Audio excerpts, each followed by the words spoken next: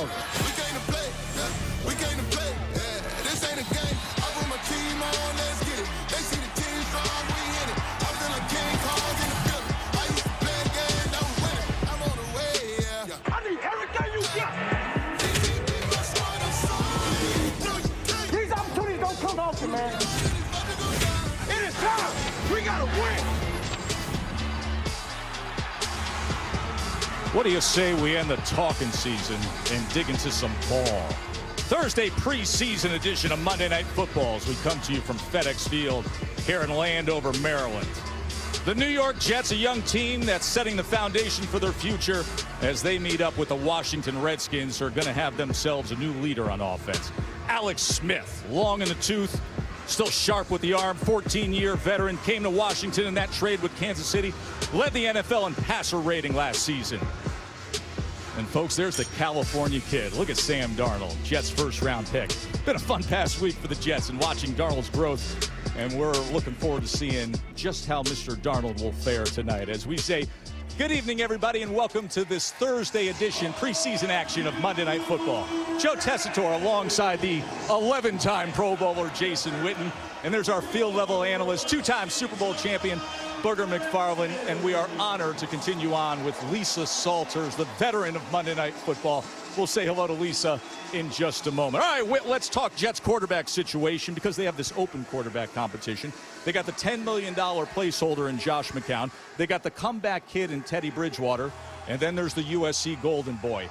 The Jets traded up to number 3 in the draft just to get a quarterback, and there's Sam Darnold, who lands with them. He's the future of the franchise. The question is, how close is he to being the current main man? Well, Tess, I can't believe I'm going to say this so soon as we sit here in preseason week 2, but I've been blown away with what we've seen from Sam Darnold. Not only as a reaction to his performance in last week's game, but in watching him practice, talking to his coaches, and visiting with him. He's been everything the Jets would hope for. And listen, it's not always going to be perfect. He needs to string together some good drives. But if he keeps it up and continues to improve, it's going to be a tough decision for this Jets coaching staff. You mentioned last week's game. You, Boog, and I were there. What'd you think of him against Atlanta? Well, look, we knew he was going to have playmaking ability. But really what I was wanting to see is how does he handle adversity? He gets his team down in the red zone on 1st and goal. He's got a drop. He comes back on 3rd down in the same situation on the same drive. He likes the matchup on the outside, delivers a dart to the pylon to have offensive pass interference. What does he do on the next play, the young rookie? Stands in the pocket, extends the play, wait for his guys to get open, touchdown. Look, you can see the emotion from him, Tess. There's a lot that has to play out, but I believe if he keeps trending in the right direction, I believe he's going to be quarterback 1 and week 1 for the New York Jets. How about that? Boog, let's talk about Alex Smith and the Skins. What are they getting with this addition of Alex Smith at this stage of his career? They're getting a quarterback that's very comfortable in his own skin. You couldn't always say that. They're also getting a guy that's a dynamic playmaker on the field. We all know the struggles the Washington Redskins offense had last year. Alex Smith is going to change that. Look at him right here in the pocket, being very accurate. He completed 68% of his passes last year. You talk about the Redskins struggles in the red zone, bring in the zone read. Alex Smith will help that with his running ability on off-platform plays. But this is why he's really here. Kirk Cousins could not do this. Kirk Cousins could not improvise. Alex Smith can improvise inside and outside of the pocket. So the reason he's here is because he can do everything that Kirk Cousins couldn't do outside the pocket. No question about that. All the questions with quarterbacks are with the Jets. Lisa with the man who has to have the answers. Jets head coach Todd Bowles when we return to Monday Night Football. Are the 3 Jets quarterbacks. We got the word that Sam Darnold will be the starter tonight. Lisa Salters with head coach Todd Bowles. Thanks, Tess. Todd, you've decided to go with the rookie. Sam Darnold's going to start tonight. How come you're going with Sam? Well, it'd be good to get him some experience against a good defense. Obviously, we'll put him in different parts of the game as the preseason goes on. So tonight he gets to start. So he got a tough defense to play against, and it'd be a good experience for him. Now, you've said that you're going to measure Sam's growth from the classroom to the field. So far, how has he measured up? So far, he's been good. I mean, it's been 2 weeks, 2.5 weeks right now. He's been good. He's learned everything. He applies what he's learned on the field. So he just got to continue to show progress. As this 3-man quarterback competition continues to unfold, you have 3 preseason games in 10 days, and then it's time to make a decision. What's going to go into that decision? I mean, a lot. Running the team as far as carrying everything on the field, how the guys respond to you, knowing everything to do, and who gives us the best chance to win going forward. So we got time to make it, and we'll make it accordingly. Thank you, Coach. Good luck tonight. Tess, back to you. Thank you, Lisa. Fourth year for Todd Bowles as Jets head coach. Kickoff from FedEx Field when we return to the preseason edition of Monday Night Football. ESPN welcomes you to the following presentation of the National Football League.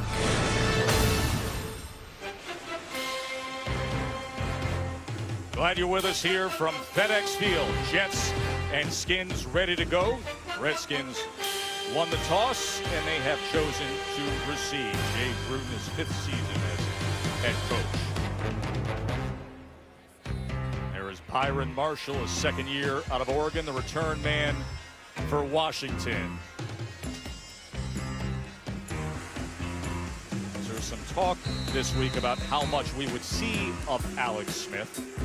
Helmets on, looks ready to go, even with some of the starting offensive linemen not in action tonight.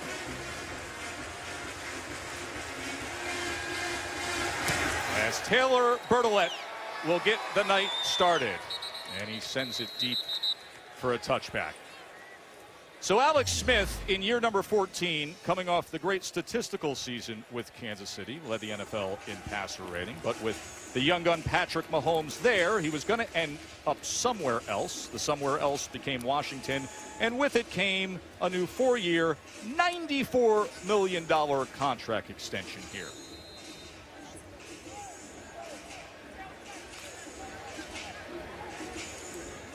Seemingly getting better with age. He has been through it all.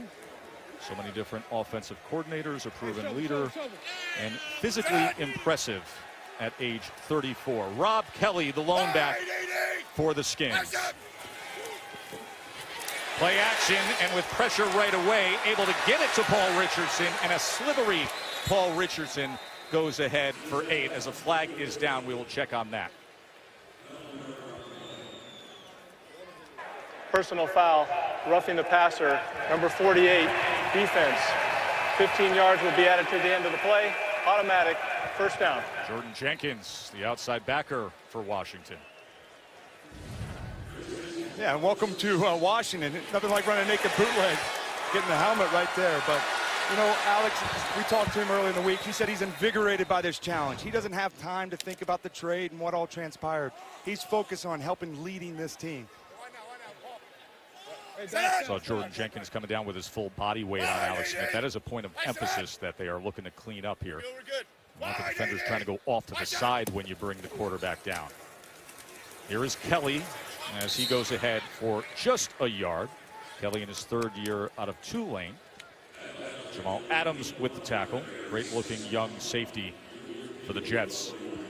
You know, to your point about Alex Smith, he's a veteran quarterback who's going to bring a presence here. I think it's important because Kirk Cousins is not here. The reason Smith is here is because of his playmaking ability and the multitude of ways that they can use him. That's what Washington loves about Alex Smith.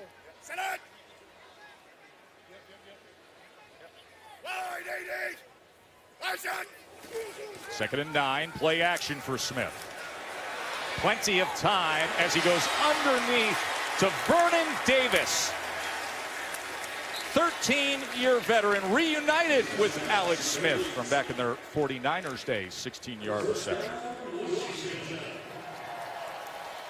Yeah, and this is what Alex Smith does, right? You're going to see the play action in there. Vernon's going to fake it inside, run the flat. He wants to look deep to short, but he's smart. He doesn't turn the ball over very often because he takes what the defense gives him.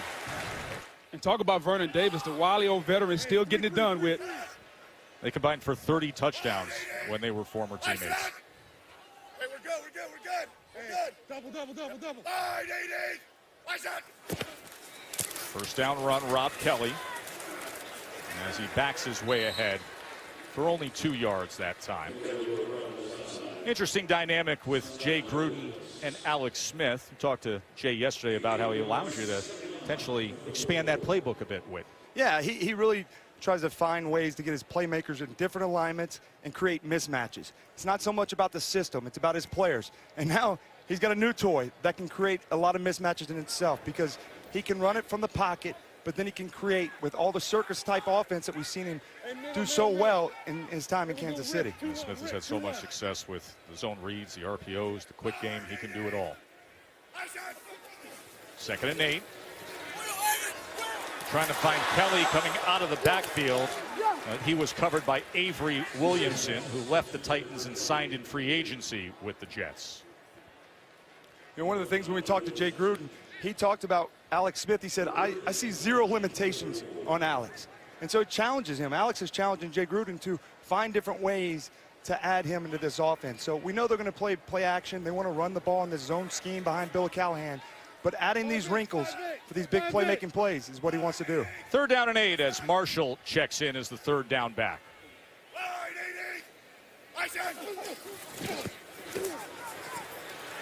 Smith over the middle and complete for a 1st down as he goes to Josh Doxson. 11-yard reception on 3rd and 8. And Joe, that's what you get from a veteran quarterback, a guy who's just in the pocket. He's calm, he's cool, he's collected. He sidesteps a rusher and throws a strike in there. And if you're the New York Jets, at some point you're going to have to get some pass rush. It's worried them all year long from last year. Now it's coming into this year. You have to get pressure on the quarterback. Good to see Josh Doxson convert on a 3rd down, the former 1st-round pick. Give him some confidence. Yeah, they're looking for him to really step up this year. Underneath to Kelly, and Kelly spins his way to the 10-yard line, and Alex Smith marching Washington right down the field. Another 12 yards with the catch from Kelly.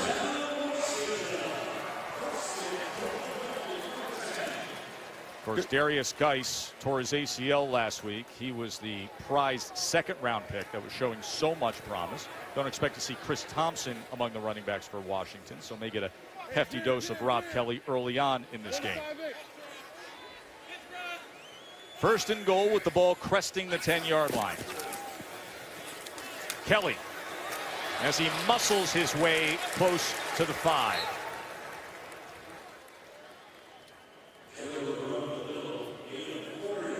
You're going to see the zone read. This is the first one. If he's reading that defensive end, if he comes down the line, he's going to keep it. If he goes up the field like he does here, then it's a give. This is the area of the field they want to use this part of the game, the zone read. The defenses really don't know how to fit it, and in the red zone, they feel like they can get numbers on offense. 9th play of this opening drive. Well managed by Smith. Kelly probing that right side as he was met by Tremaine Johnson, who is the Jets' big free agent signing. Came in with a $72.5 million deal. You know, this is an important area of the field. The Redskins were awful last year in the red zone. Reason being, they could not run the football in, and Kirk Cousins was afraid to fit the football in the tight windows. They believe Alex Smith will help them with that. We saw it with the zone read now. The quarterback will be another runner. It'll help this Redskins offense in the red zone. They talk about opportunity throws, and that's what Alex Smith does. He's going to give his weapons opportunities. Empty set here as Kelly is in the slot to the near side on 3rd and goal for Alex Smith and Washington.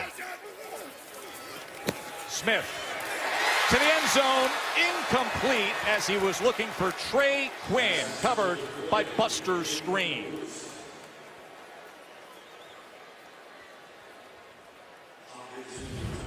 You can see this matchup just man-to-man. Quinn just delays that route a little bit. He's got him on outside leverage. Quinn, the rookie, he just needs to stick that left foot in the ground and take it. Understanding coverage, if they're outside leverage, Alex sees it and he's going to throw you open. He just needs to not be so patient at the top of the route and just take it. So Dustin Hopkins trots on for the 22-yard field goal attempt. And he puts it through. Washington comes down with the veteran Alex Smith. Guess who's next? The golden boy from USC, Sam Darnold, in action when we come back. Jets select Sam Darnold, quarterback, USC. And the Jets fans love that when the streak of 9 straight defensive players taken in the first round by the Jets ended, because landing in their lap was Sam Darnold. Mayfield, of course, went 1. The Giants went with Saquon Barkley, and then there he was. Capistrano Beach, California. Todd Bowles has enjoyed having him around. He's so mature, so coachable. And it's been a dynamic quarterback room with Bridgewater, McCown, and now the rookie, Sam Darnold. Dustin Hopkins, who had the field goal moments ago, kicking away. And Andre Roberts set to return. As Roberts was met hard at about the 19-yard line. It was a good effort by Martrell Spate. So Sam Darnold had the breakout year in 2016, that all-time classic Rose Bowl when he was the MVP, went 9-1 that year. Then last year, remember, he was the Heisman favorite all summer long. Had a good season, but a season where there was the concern with the turnovers. He led FBS football with 22. Still, everybody wanted a piece of him, and the Jets got him. Number 3 overall in that draft down in Dallas. And in terms of those turnovers, Whit, he's been handling himself fairly well in camp. As he gets this complete to Eric Tomlinson, 6'6", 260-pound tight end. Yeah, and what we saw last week in Sam Darnold preseason 1 is exactly what you want to see from a young rookie. Nothing really sexy about it, just reading it out, trusting his instincts, and going where the coverage dictated. Jeremy Bates told us, offensive coordinator, that was the best thing about it, was just taking what the defense gave him. So last week's numbers against Atlanta created such a buzz. Dealing with pressure. Look at the feet of Darnold and able to throw it away. By the way, when it comes to that conversation about turnovers and having 22 last year at USC, the last player to have that many turnovers and go on to be a first-round quarterback pick was Matt Ryan. That worked out pretty well with. Yeah, that's good company to join, and you see it right there, just his playmaking ability. I mean, that's a bootleg there, but he processes information. And to me, when I studied these quarterbacks, he was the guy that I felt like was most ready to play right away in the NFL, and that was a big reason. Processing information. Another empty set here, allowing the quarterback to survey the field. Empty 2 times so far in the first series. And now Powell motions back in. Let's see if Ryan Kerrigan comes after Darnold again. Pressure, and Darnold goes down. That was Deron Payne, the first rounder himself out of Alabama, who could be a big impact player for Washington. Love Deron Payne, number 95. Quick, athletic, the ability to make the inside move. It's just like a crossover dribble in basketball, Joe. The inside move from a defensive tackle, he's going to be a really good one.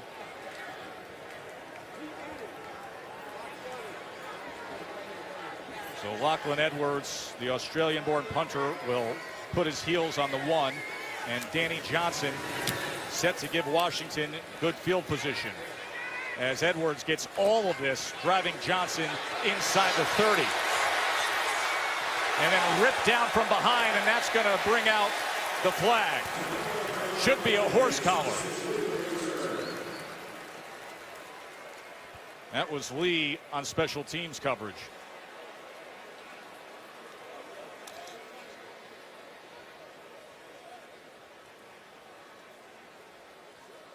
Personal foul, horse collar tackle, number 58, kicking team. 15 yards will be added to the end of the play. Timeout. Washington offense back out there when we return. It's Colt McCoy who's going to take over the quarterbacking duties for Alex Smith for Washington. Comes from Tuscola, Texas, where his father Brad was his high school football coach. Played some safety, punted, and of course went on to be an all-time great quarterback for Mac Brown for the Texas Longhorns. Little Red River backfield as Samaje Perine, the former Oklahoma star, is the running back for McCoy. And here is Perine, and there he goes! Samaje Perine with a chunk play to get his night going. 30-yard run from Pirine. Yeah, it's just a really good block by the tight end, J.P. Holtz there. That's one of the things they do, this zone scheme. It's not always just not including the tight ends in the backfield. They'll do it in a lot of different ways, Bill Callahan will, and it's creating ISOs in a big gap. Good patience by Pirine, let it open up. This is why they shouldn't be concerned that Darius Geis got hurt. Pirine and Kelly can get it done. Kelly back in as Pirine limped off. And he's looking for something as he makes his way to the 20-yard line. Of course, Darius Geis is supposed to be a part of this backfield. The unfortunate news last week, I mean, you look at the stats of what he did at LSU, 6.5 yards per, second highest, second only to the great Bo Jackson. But last week, Darius Geis tore his ACL in that preseason opener against the Patriots, and he is now out for the year. A lot of questions as to how John Gruden would react to that, go out there and try to shop around for a veteran guy. But he says, you know what, we're comfortable and contented with what we have, because what we have is a healthy version of what they had last year. And Jay Gruden was quick to point out that this guy he likes a lot. That is Rob Kelly, who back in 2016 averaged 2.2 yards after contact, and that was 4th in the NFL. He's a tough guy who can be durable. Yeah, and I think the combination with these backs, I mean, Chris Thompson's that third down back, really tough out of the backfield and passing game, and especially in this part of the field. He gets the linebacker in coverage a lot. 3rd and 3. Byron Marshall flanking Colt McCoy. McCoy trying to tuck and run and is taken down, as it was Jordan Jenkins getting to McCoy. Joe, this is exactly what the Jets need. They've been screaming for pass rush here. It used to be the New York Sack Exchange in New York. They've been waiting on pressure. A young man like Jordan Jenkins to get to the quarterback. The outside linebackers have to provide pressure for this New York defense. Yeah, that has been the concern. There's been some talk and buzz back in New York of, hey, Khalil Mack's got a contract issue with Oakland. Why don't we pick up the phone? Hopkins on for his 2nd attempt already, this from 35. Off the upright and through. Take it any way you can, Dustin. 35-yarder is up and in. 6-0 Washington. Sam Darnold on his opening drive tonight had 1 completion for 2 yards. Anxious to get back out there. You know, it's interesting to describe him as this California kid. He's cool and relaxed. He is as fiery a competitor once he crosses that white line as anybody you'll see. We've been around him a lot in the last 2 weeks. Yeah, that's the thing that I admire about him, and I was so surprised by seeing he's got competitive juice. He wants to win. He understands it's a competition. He appreciates the brotherhood of these guys, but you better believe he wants to get this starting job. He's got 39-year-old Josh McCown flanking him there, who's a very, very highly paid mentor and head coach who may end up being the starting quarterback again unless Darnold keeps on his pace. As Hopkins, coming off his 2nd made field goal, kicking away. And Andre Roberts going to let it bounce, and it goes out, bringing out the penalty flag. Kickoff out of bounds, kicking team. By rule, the ball will be placed at the 40-yard line. First down.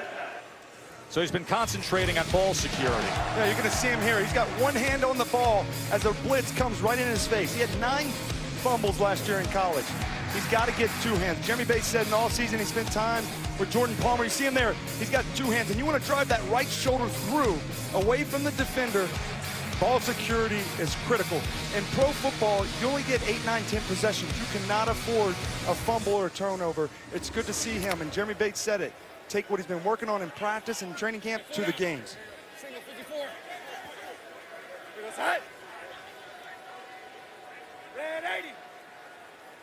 Second possession for the Jets. Here's Powell taken down after a gain of just 1. That's Jonathan Allen, the other Alabama starter on that defensive line. The #1 pick in 2017 by Washington.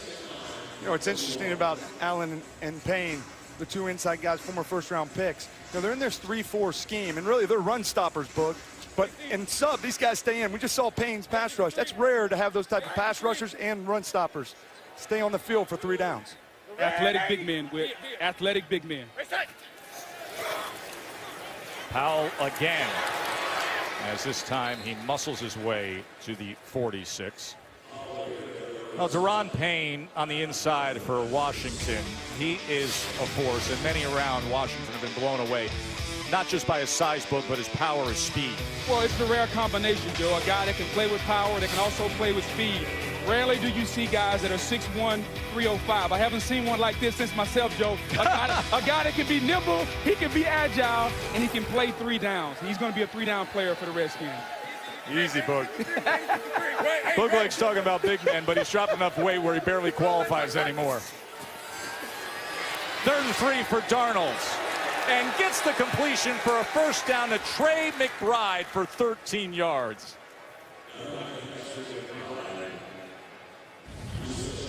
You're going to see Sam here. He recognizes the coverage. He just saw zone, and he reads the entire field. You saw how he started on the right side and then worked back to the left side. He's looking them off and throwing it where his receiver is going to be open, not on the inside. He's got to lead him to create separation for him. Powell in the slot. Empty look for Darnold on first down. Quickly gets it to the outside to Jermaine Kearse, who steps out. Good look from Darnold. And one of the things they're talking about with Sam Darnold is his ability to take it from the classroom to the field. Yeah. We've seen him now with the zone scheme.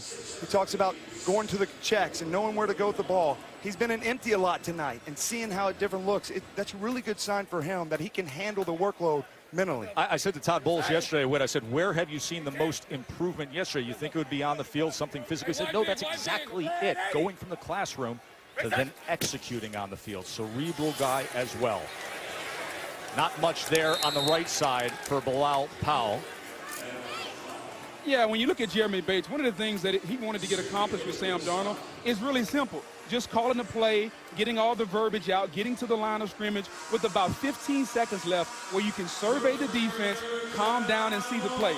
We all take it for granted, but Jeremy Bates had to coach this young rookie on that coming from USC where they didn't do that. This is the area of the field, 3rd down. Have a chance to get him in field goal position. These are the areas that you need him to capitalize and take advantage of. 3rd and 4, McBride in motion. Late pressure on Darnold. He goes underneath, and we'll have another first down with Trey McBride.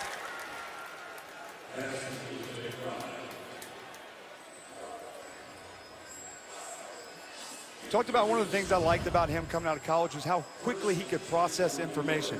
You're going to see he sees pre-snap that it's man-to-man. He's really going to his back, gets off of it, and comes and checks it down.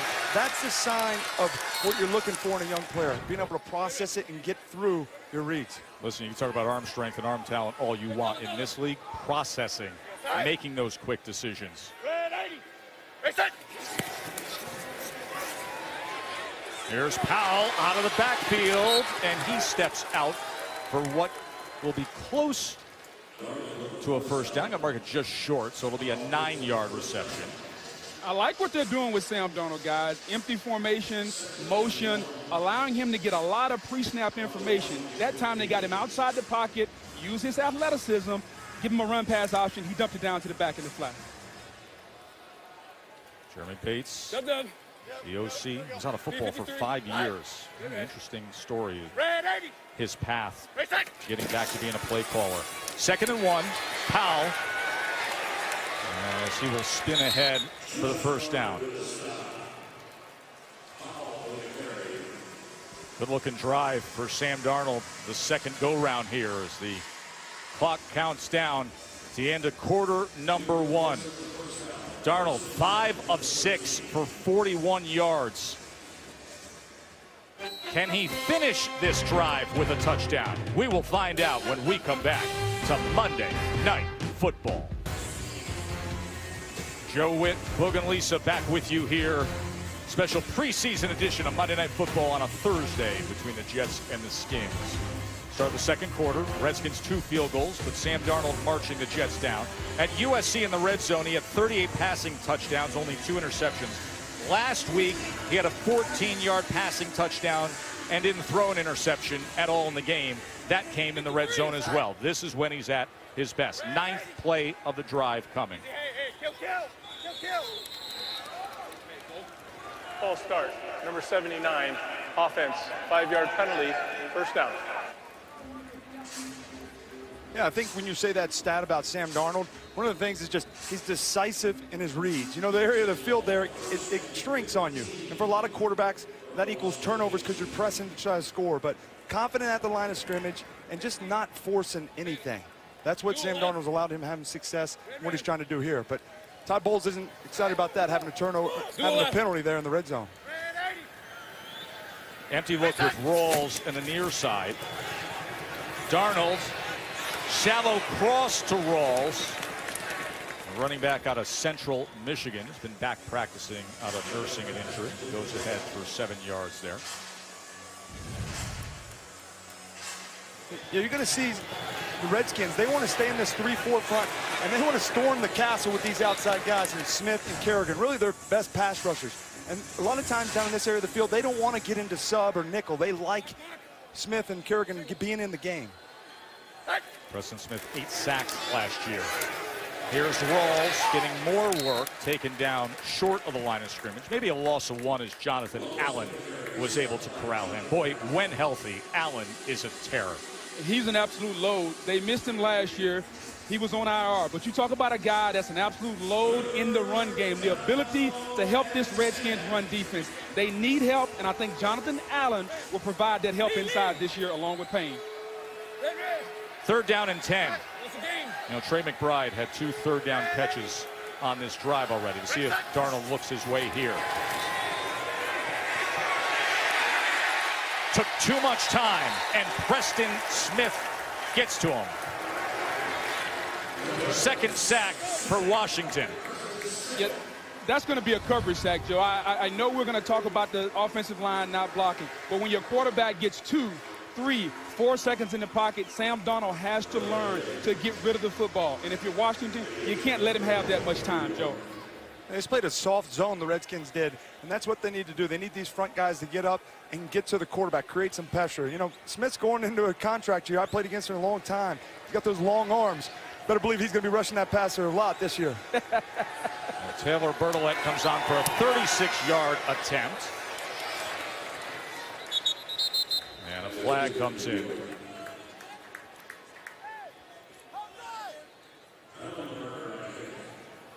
Carl Cheffers, our referee tonight. Carl was the referee for Super Bowl 51 when the Pats made the epic comeback against the Falcons. Offside, number 35, defense, lined up in the neutral zone. That penalty's declined. The field goal is good. Timeout. So the 36-yard field goal stands, and the Jets are on the board. Monday, this circus of ours is going to be in Indy for more preseason action. Colts, Ravens, get going at 8 Eastern. Susie and the gang will have coverage starting at 7 Eastern with Monday Night Countdown. Wittenberg, that means we're going to see Andrew Luck. 585 days between games. Played a couple series in preseason, week 1 against Seattle. Word is, you talk to enough people in Indy, they say he's giddy. His demeanor has changed. Good to be healthy. Good to be back. Yeah, he's got a joyful approach to it about coming back. You think how grueling of an injury that was, the process to come back and make that recovery. So he's talented. I know he's looking forward to this season starting. They better protect him in India, otherwise he won't be giddy. Short kickoff fielded by Marshall. And Marshall able to get out. Ball comes out there. It's still on the ground. The Jets look to have fallen on it.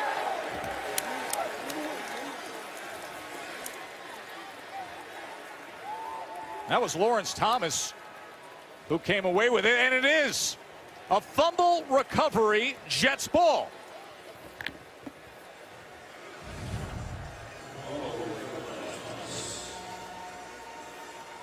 This is a look of Marshall going to the field. You see that ball coming out. A lot of traffic there to try to find the video evidence. but it is a fumble and a Jets recovery, as it was Copeland who looked like he forced that fumble, and then the big 286-pound fullback and special teamer Lawrence Thomas jumping on it. Yeah, Copeland came with the can opener, man. Just go rip that hand out, creating turnovers. If you want to find a way to grab the coach's attention, preseason, do it in special teams, because they're always watching. They want to know who's going to run down and create plays that make difference in the game. And if you're Marshall, we're trying to make this team with guys hurt, there's going to be some carries here at the running back situation. You don't want to fumble. They're going to take a look at this and see if that fumble stands.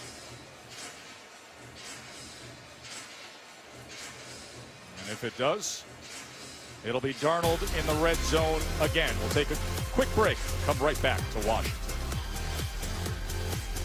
Was overturned in review. It said Byron Marshall's knee was down. So does Redskins ball. Our rules expert, 22-year vet, as a referee, Jeff Triplett. What say you, Jeff? Yeah, look at his shin and knee there. You can see it down on the ground. The ball's still in the runner's possession. Now it comes out after he's already down.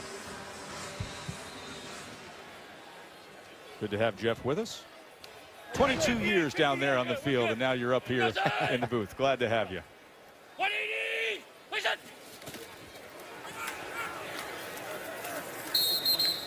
Jets front, stacking things up.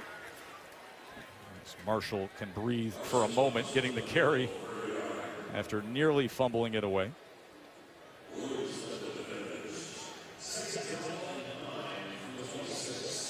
This is a great opportunity for Marshall to prove himself to this Washington team. You talk about he's bounced around the practice squad. He's going to get a lot of carries tonight. Take advantage of the opportunity. Well, he's got to take advantage of the opportunities now. Guys, you know the ACL. We saw Pirine with a great run earlier. We also saw him limp off the field. And is quickly getting it complete to Cam Sims. Lisa, what can you tell us about Samaje Perine right now? Hey, Tess, well, you remember Jay Gruden joked with us that he was reluctant to play anyone tonight because guys are getting hurt. Now another running back is down. Samaje Perine is back in the locker room being treated for a sprained left ankle. He's listed as questionable, but it's the preseason, so don't be surprised if he does not return to this game. Tess. Had that 30-yard run earlier. Chris Thompson, we don't expect him to see action for Jay Gruden tonight. Also have Capri Bibbs, third-year player out of Colorado State, who's been active in preseason. Here's Marshall again, taken down at the line of scrimmage, as you saw Jamel Adams coming in and filling from that safety spot, as well as a great-looking rookie in Nathan Shepard. Yeah, Joe, when you talk about Nathan Shepard, you're talking about a guy who's physical at the point of attack. He's still relatively young to football, though. From high school to college, you talk about a guy that gained over 100 pounds. They want to get him a lot of reps in the preseason. He can engage, he's strong, and use his hands. Great job on the run play there. Byron Marshall being tended to by the medical staff. I mean, the backstory on Shepard is just dynamic. He was out of football for a few years, but he wouldn't give up. He went to school in Vancouver, lasted just a year, grew up in Canada. They don't give out full scholarships there, folks, so he had to take a job. He worked as a bouncer. He worked in a cardboard box factory on the graveyard shift, and then was sending out his film to U.S. colleges, and a friend said, hey, check out Fort Hays down in Kansas. They gave him a shot. He was a record breaker there on the defensive line. Went to the Senior Bowl, had huge practices, and the Jets took him, and he's been a hard-working, fiery competitor, third-round pick, who's now pegged as a potential starter this year on that defensive line. Second and 10, Kelly back in the game. Tries to spin free and somehow does for a gain of 2 yards, taken down by big Leonard Williams. And they're trying to count on Shepard to come in here. This is going to be a good test for him. He was shooting the gap, playing small college ball. Now he's taking on double teams, getting to a knee. Take on two so his linebackers can free up and run. It's all about the transition and how quickly you can make it. And this defensive line for the New York Jets, they pride themselves in stopping the run. Getting thinned out in that backfield as Capri Bibbs is now in the game for Washington on a 3rd and 8 for Colt McCoy. A-gap pressure. They pick it up for a moment. McCoy drives the ball past midfield, and good for a completion to Trey Quinn, a.k.a. Mr. Irrelevant, the last pick in the NFL draft. That's just a great catch by Trey Quinn. He's in a competition here, Joe. There's a lot of competition between receivers 3 through 8, whether it's going to be Cam Sims or Trey Quinn. A guy maybe undersized, but he's a very good route runner. He'll always be in the right spot where he's supposed to. But he has become a media darling, and he'll tell you he was the best wide receiver in the draft. Forget that end of the 7th round. 180! Wait, hey, we're good. We're good. We're good.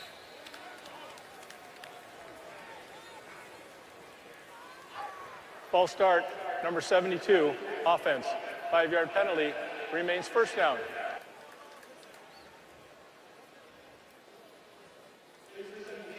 You know, Trey Quinn, Mr. Irrelevant. Yeah, right. It's been pretty relevant since he was a little kid. He was an accomplished pitcher in Little League. South Lake Charles, Louisiana. Tossed a no-hitter against Indiana in the 08 Little League World Series. 12 strikeouts, allowed only 2 base runners, and his team won 9-0. No-hitter in the Little League World Series. 10 years later, last pick in the NFL draft, and a chance to make this team. They like what he offers. Here's the screen to Bibbs. Bibbs with plenty of room. Inside the 25, Washington on the go. 29 yards from Bibbs. Joe, sometimes it's just a great play call against the defense. The New York Jets are bringing Jamal Adams off the left side. They have a screen call, perfect play, and Bibbs gets in the open field. But it's the job he did acting there that set it up. He went right at him to think that he was going to block him. And you got to sell it. You can't do it too early or the defender will pick it up. Really good execution by him by being an actor, selling it, and then slipping out behind. Hey, Rico. 180!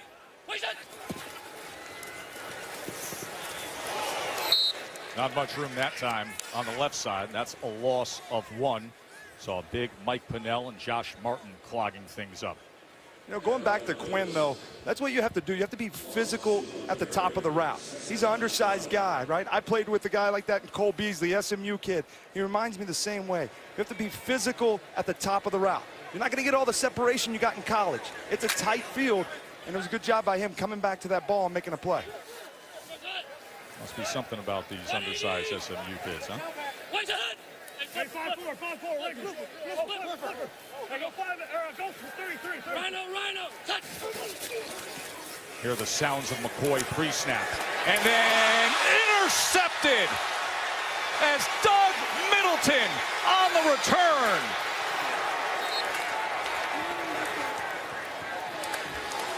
Sims with his head down, knowing he should have corralled it. Now watch him. Cole McCoy sees how he's got it. Sims just got to make that play. He knows that he's open, and big turnover. That's what the Jets were working on, getting turnovers. Good start for the Jets D. The NFL preseason special is brought to you by IBM. Let's put smart to work.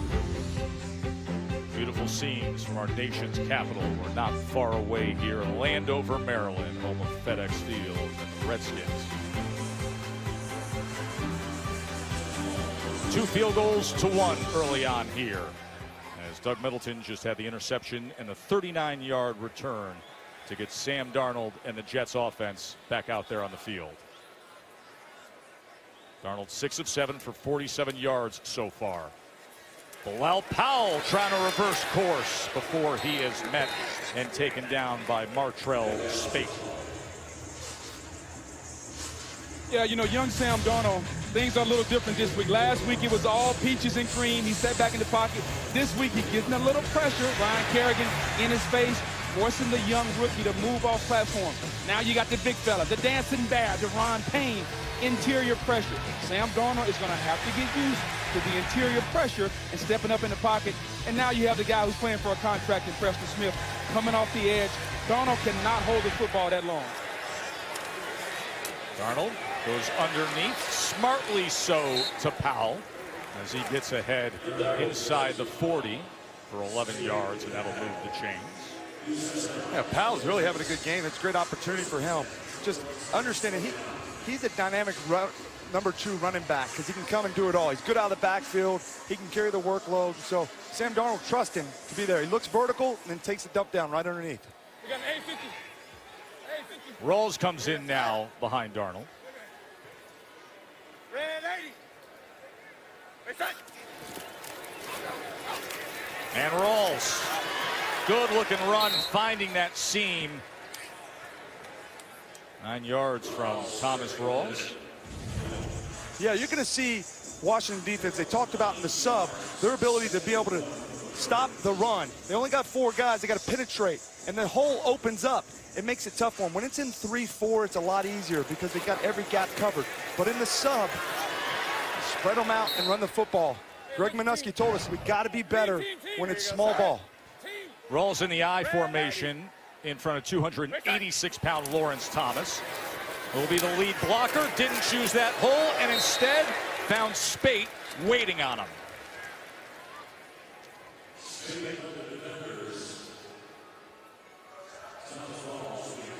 That is Greg Minuski, defensive coordinator for Washington.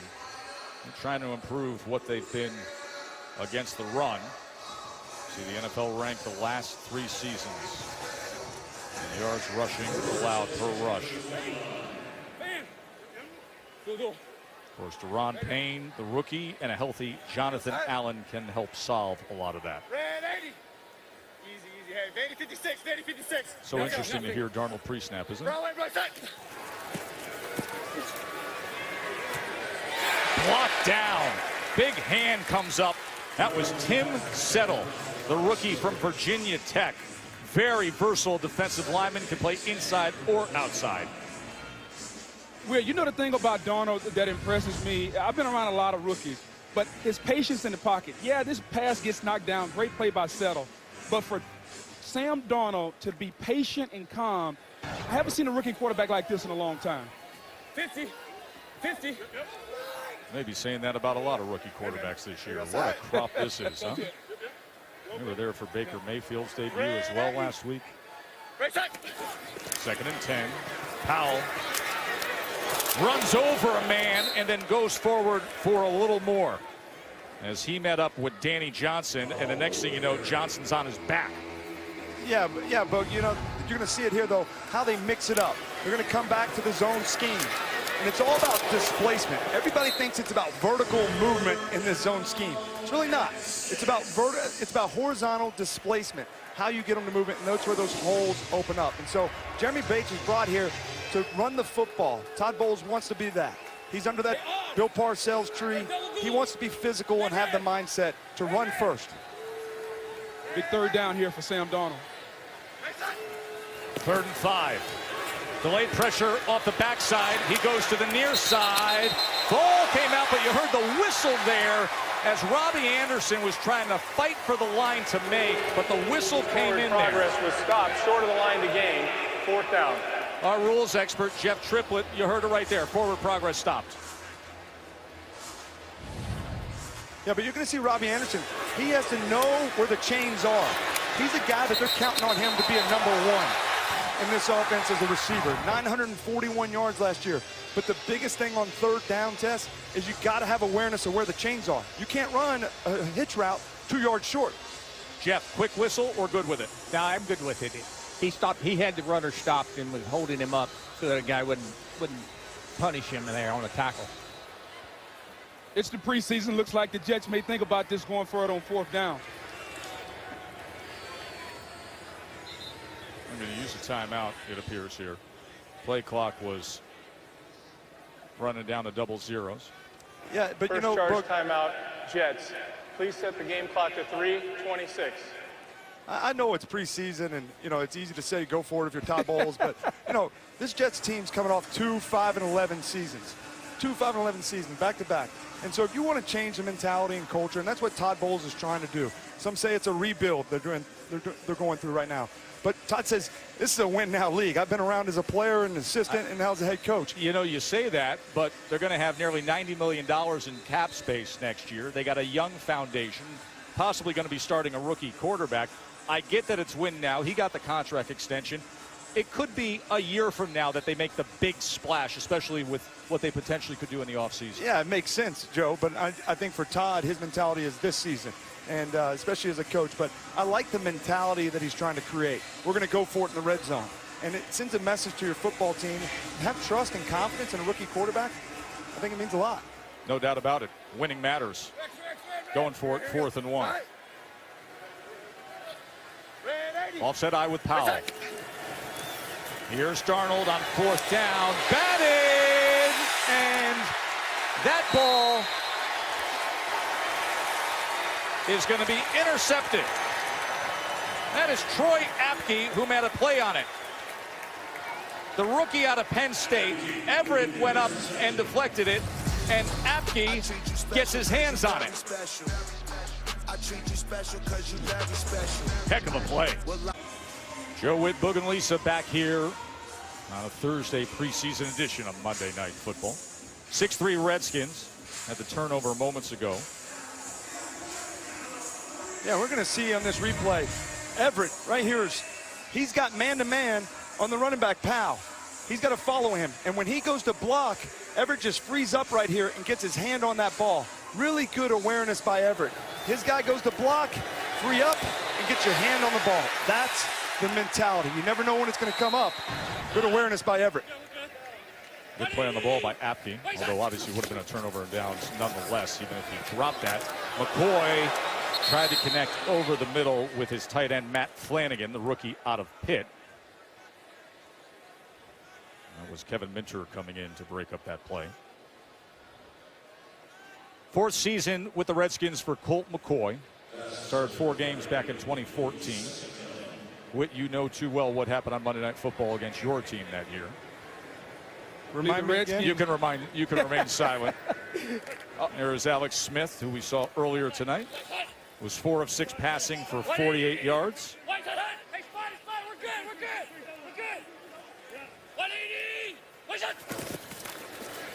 Here's Bibbs on 2nd down, stacked up at the line of scrimmage as Henry Anderson was quick to get to him. And you hear Colt McCoy making the calls there. Jay Gruden really loves this guy as a backup quarterback. You know, he signed him to an extension, and he's making those calls. Spot it, spot it. He's telling the line who to go to, what guys we're identifying. Leave one for the receiver. Making sure they have numbers in their favor in the run game. That's what you want from a veteran quarterback. And Whit, I think Colt McCoy fits here also because now with Alex Smith, you have 2 mobile quarterbacks that are athletic, they can move around. So if you're Jay Gruden and you're calling plays, let's say something happens to Alex Smith. You don't have to change the offense when you put Colt McCoy in. He's just as athletic. Jets using their 2nd timeout. So interesting when you think about the difference between the 2 quarterback situation we've been following all week. You go from the Jets, who have this dynamic room of the veteran and then the comeback guy with Bridgewater, and then obviously the star rookie with Darnold. And there are the Redskins where, here you go, Alex. Here's the playbook. 14 years in the league. Get it done. Yeah, and Alex is just, he said it earlier, he's invigorated by this challenge, this opportunity to come in here and see if he can get this team over the hump. 8-7-1, 7-9. He thinks he can get them in the postseason. 3rd and 10 for McCoy.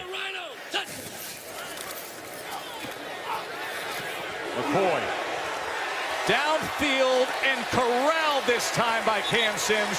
Flag is down all the way back at the 13-yard line. That's got to feel good for Sims after what just happened. Personal foul, roughing the passer, number 59, defense. 15 yards will be added to the end of the play. Automatic, 1st down. This is the rookie from Washington State, Frankie Louvu. Yeah, but Colt McCoy recognizes that it's cover 2 there. He makes it, just stands in there. He knew he just needed a little bit of a time. You see Sims there on the outcut. And Roberts just got to get more depth. It's 3rd and 10. Sink, sink, sink. Force it, throw it underneath. But Colt McCoy brings toughness. Going back to his days in Texas, you know, that's the way he plays. He's a finalist for the Heisman, but he can carry the team. He's a leader. He's an alpha. And it's just perfect to have him as a backup quarterback. Alex Smith said he leans on him a lot in the meetings. Roughing the passer, but I don't know that wouldn't fall into the bucket of the new point of emphasis of the new helmet rule with what we just saw from Louvu. As here's Quinn to the outside. Let me bring in Jeff Triplett. Tripp, you get eyes on this for me, because now we have the foul if a player lowers their head to initiate and make contact with the helmet on an opponent. You tell me. Yes, he leveled right down and hit him right in the chin. I mean, that's really a rough one. To me, this is textbook of what we're trying to get rid of in the game. Exactly. With the new helmet rule. As we're coming up on the 2-minute warning. That shot that Colt McCoy took there. Take a quick break and come back to this Thursday preseason edition of Monday Night Football from FedEx Field. These New York Jets will get the season going on the doubleheader of Monday Night Football. And then we will have that primetime clash out west of Rams-Raiders. Jets-Lions, Rams-Raiders. Chucky's back. The return of John Gruden to the sidelines. Here's McCoy to Quick. And Brian Quick making his way down towards the 20-yard line. 13-yard reception. Colt McCoy, by the way, in his career, inside of the 2-minute warning, has more interceptions than passing touchdowns and a 53% completion percentage. Let's see what he does here. Oftentimes, Joe, the game speeds up in those crucial moments you're speaking of.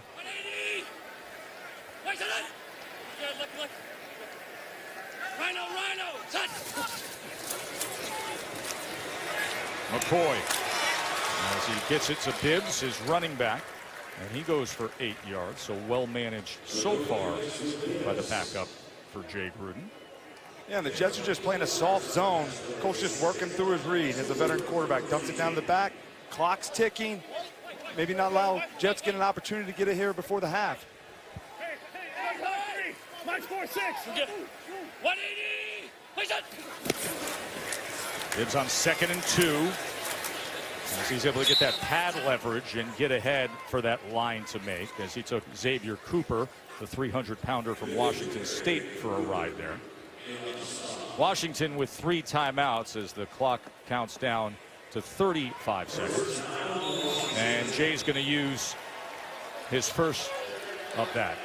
Want to remind you that coming up at the half, Susie Colbert and Louis Riddick are going to have highlights and reaction to what they're seeing around the league tonight with NFL preseason action. Got the Eagles and Pats, Steelers and Packers, plus Adam and Mort with plenty of news and notes. And there is so much news always this time of year. Aaron Rodgers and Tom Brady, their preseason debuts. Of course, we have all eyes on Sam Darnold here, but then we will focus our attention, of course, to Teddy Bridgewater. And I think Adam and Mort are going to be tracking what happens with Teddy Bridgewater in the course of the next 3 weeks. Could he be valuable trade bait? Could that young man be the starting quarterback of the Jets in week 1?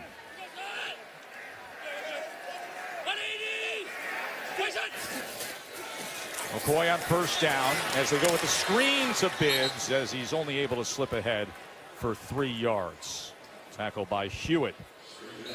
Yeah, and I think Jay Gruden's really look at this and saying this is an opportunity for them and to look at what they're doing in the red zone. They've gotten some great movement down the field, but can they capitalize and get a score? And that goes back to Alex Smith and what he brings to this offense. And I think it's a tricky deal, Tess, because they have a zone running scheme, and then you have the play action off of it, and it's almost a little bit independent of one another. Right. And so then when you add this zone read, where does it all fit?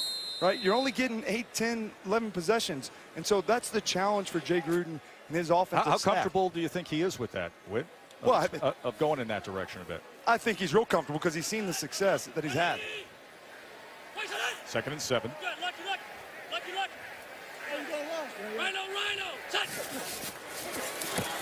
Here's McCoy with time. Flag is down as he goes to the end zone, and an acrobatic catch from Cam Sims.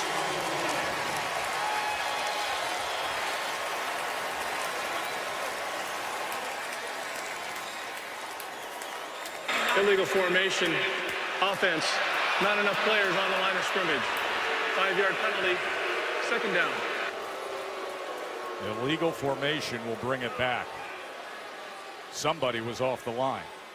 You know, that play may come back, Joe, but this is the type of play that'll get Cam Sims a job. There are jobs open on this Redskins team at receiver, and even though the play is coming back, that acrobatic play in the back of the end zone where you go up, those are the chances and the risks that this Redskins offense want Alex Smith to make. Man-to-man coverage, beats him inside, and just goes up and makes an acrobatic catch. You can earn a roster spot doing stuff like that. Yeah, and the best thing I like about the rookie, short memory. Yes. Forgets about it and then comes back to that type of play. They look at him as a potential competitor against Josh Doxson. Yep. Should have caught one earlier that was picked off by Middleton. McCoy, as he checks underneath to Bibbs. And a timeout will be used with 8 seconds remaining.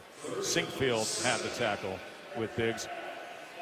So great to have Witt up here, soon to be Hall of Famer in the booth. And then there's the 2-time Super Bowl champion with this setup. I mean, look at this thing, Boog. That is unbelievable. You're hovering above the line of scrimmage. You used to play on the line of scrimmage as a big 300-pounder. Now you're above the line of scrimmage, elevated. How you like that view, my man? Tess, it's an outstanding view up here. You get to see the game from a different perspective. Here's the only thing, Tess. They didn't tell me I was going to be 10 feet in the air. So I'm trying my best, guys, not to look down, but it's a distinctly different vantage point. You can see the communication between safety and corner. The linebackers and the safeties talking. Very distinct view up here. Got to try to get in the end zone here. 3rd and 7. Exhausted their timeouts. McCoy will take a shot to the end zone. Unable to secure it was Sims. Made the great play just a little bit ago, and then what could have been, as Roberts had coverage on Sims. Yeah, we talked about opportunity throws, throwing them open, giving them a chance. Back shoulder. Really good effort. He's got to come down. You want to go get that ball at the highest point. Don't allow that defender to get his hand in there. But really good play by Darryl Roberts, reacting to the ball.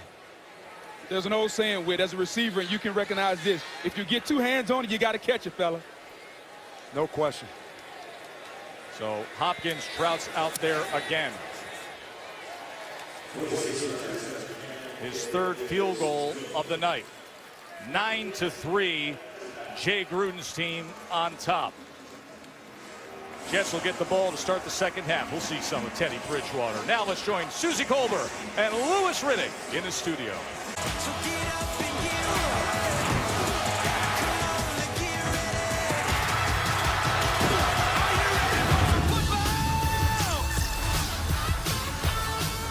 We are excited for September 10th, the doubleheader, Jets-Lions, and then the Rams, that loaded Rams roster against John Gruden, his return in the black hole.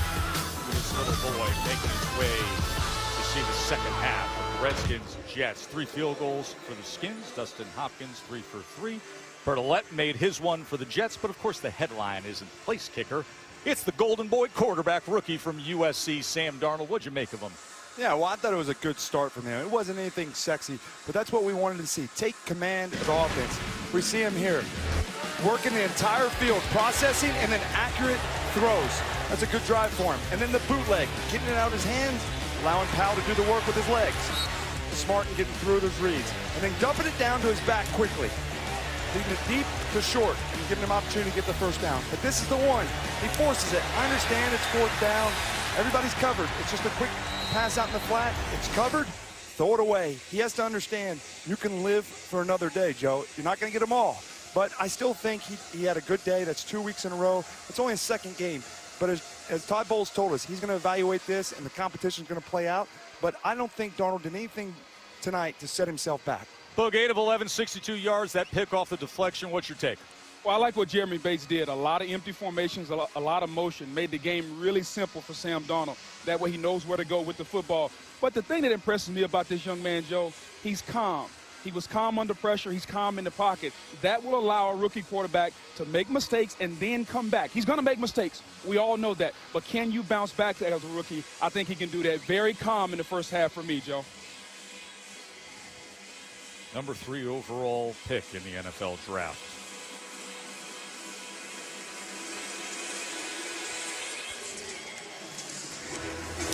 Hopkins will get this second half started. Lucky Whitehead from the 2-yard line. Able to break that first would-be tackler. He's still probing and dancing his way out towards the 20. Let's check in with Lisa. Hey, Tess, well, I asked Todd Bowles how he thought Sam Darnold played in that first half, and he said not bad. He said that he thought that he showed poise in the pocket, even though he took a couple of sacks. He said one was a coverage sack, and the other, he said, one of our guys got beat coming up the middle, so it wasn't Sam's fault. So overall, he said that he was pleased with Darnold's play. Going into the locker room, he wasn't sure if he was going to give him another series, but it looks like he's now decided to start Teddy Bridgewater in the second half. So that is the night, Lisa, for Sam Darnold, and here is the comeback hit. Teddy Bridgewater, the former Vikings starter, signed a 1-year deal with the Jets and worked his way back from that catastrophic knee injury. As gobbled up was Thomas Rawls for a loss. Now, Teddy Bridgewater, of course, was a star at Louisville, and with that was the 32nd overall pick in 2014 to the Vikings. Right away was a success. Made the playoffs in 2015, earned a trip to the Pro Bowl. But then in 2016, that devastating knee injury. Had faith, always believed, worked his way back, and now signed on with the Jets. And seemingly, the knee not having a major effect. He has looked good during camp. Bridgewater extending the play here, and then getting it complete to Charles Johnson. They have been hooking up often in camp. 13 yards there. Think about everything he's had to overcome. Yeah, I mean, just such an emotional case. And I remember seeing that last year when he had the tears coming back. He wasn't even playing, but you know, that's what makes this league special, when guys fight through it. And you know that doubt creeps in at times, and to see him back on this field, and when we visited with him, he just said, I have joy that I'm back playing the game that I love. He said, I get to wake up and go play football. Makes you appreciate the small things, doesn't it? Here's Rawls as he was tripped up and then met by Spate. You know, guys, you talk about Teddy Bridgewater, and as a guy myself who had a knee injury, I tore my right patella. The number one thing you want to do when you come back is to get hit, to see if you can still play. Teddy Bridgewater talked about the one thing he wanted to feel was to get hit last week. And once he got hit, he was like, you know what? It's still football. Teddy Bridgewater knows he can still play and that he can be one of the best 32 quarterbacks in the National Football League. I don't think there's any doubt about that in this version of Bridgewater that we've been watching in recent weeks. 2nd and 9 for a good-looking ball downfield, but incomplete as he was trying to connect with Chad Hansen. Yeah, one of the things we saw spending time with them this week and watching them in that dual scrimmage is just how accurate of a passer he is. Yeah. Staying in the pocket and making these throws. We know he can run and extend plays, but you know, one thing about this Teddy Bridgewater, it's a win-win for the Jets. He plays well, he wins a starting job. If he just does okay and they decide to go with one of the other guys, hey, look, he likely becomes valuable trade bait out there. And so he's just competing. All that'll take care of itself. You know, you just saw the stat line from last week against Atlanta. As much as Darnold was the darling, Bridgewater played great. 3rd and 9 as he was looking to find Rawls out of the backfield, and they will be punting away. To your point, you talk about Teddy Bridgewater. He came to New York just wanting an opportunity, and the Jets have given him that. And I think he's shown so far in the first 2 preseason games a guy that's healthy, a guy that can help a team. It may not be here in New York because we know that Sam Darnold is the heir apparent, but I believe Teddy Bridgewater is looking toward 2019 and being a starting quarterback somewhere else. Edwards going to sky this one deep. And letting it bounce inside the 10 and into the end zone was Trey Quinn. So Teddy's back after the 2 years of working his way back. A lot of GMs around the league will be watching this second half. Yeah, the Redskins are going to get this drive going, but one of the things I'm looking as the offseason continues, now they're getting the training camp, is some of these weapons they try to add to this roster. Paul Richardson, the speedster coming from Seattle. They let Terrell Pryor go, who really struggled last year for him. And then Ken Doxson, can he come on? 1st-round pick, big, strong, athletic guy. But look, I think the guy the guys that are really going to be featured in this offense is Jordan Reed, Chris Thompson, and Vernon Davis, inside out. And we know Alex Smith, he loves his tight ends and he loves throwing it to his backs. Well, Whit, I'm with you, especially on Jordan Reed. You know, Jay Gruden has tried to put this offense around Jordan Reed for the last couple of years. But the guy's missed a lot of football. He's going to have to stay healthy. When he's healthy, he's one of the better tight ends in football. And you throw in Vernon Davis, and if Doxson can play, this offense with Alex Smith can be pretty dynamite. To your point, Boog, Reed has never played a full 16-game season. He has missed multiple games in all 5 of his career years. Bibbs goes ahead for just a yard, tackled by Hewitt. I really like Paul Richardson and what we've seen out of him in being with the Skins at practice, guys. Yeah, well, one of the things that he did in Seattle, and they're hoping it carries over here, is he's a deep threat. He can really stretch the field, and Jay Gruden loves the play action. That's one of the things he loves to get to, and so you need somebody to take the top end off of it, and Paul Richardson's that guy. But they see him as an intermediate receiver as well. He's got a good camp.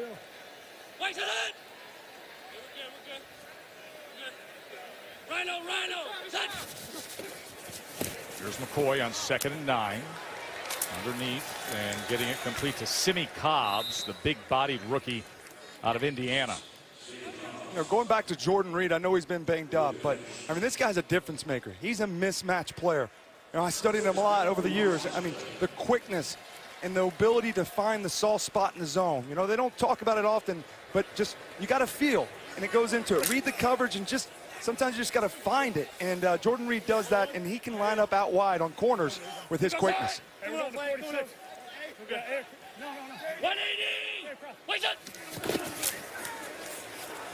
McCoy with time and in stride, getting it to Trey Quinn. Told you, Quinn, former Little League World Series star, last pick in the NFL draft, and a blossoming player for the Skins. Yeah, Quinn's just going to run this route right over top here, and it's the play action fake. It's the play action fake that they're looking for with him. It puts the defensive guys in binds, the secondary, the linebackers, because you're literally got a tight end running right at you. How do you not play the run when that's the situation? And with also the Jets have got to get pressure on the quarterback. One of the emphasis they want to work on didn't happen there. 180.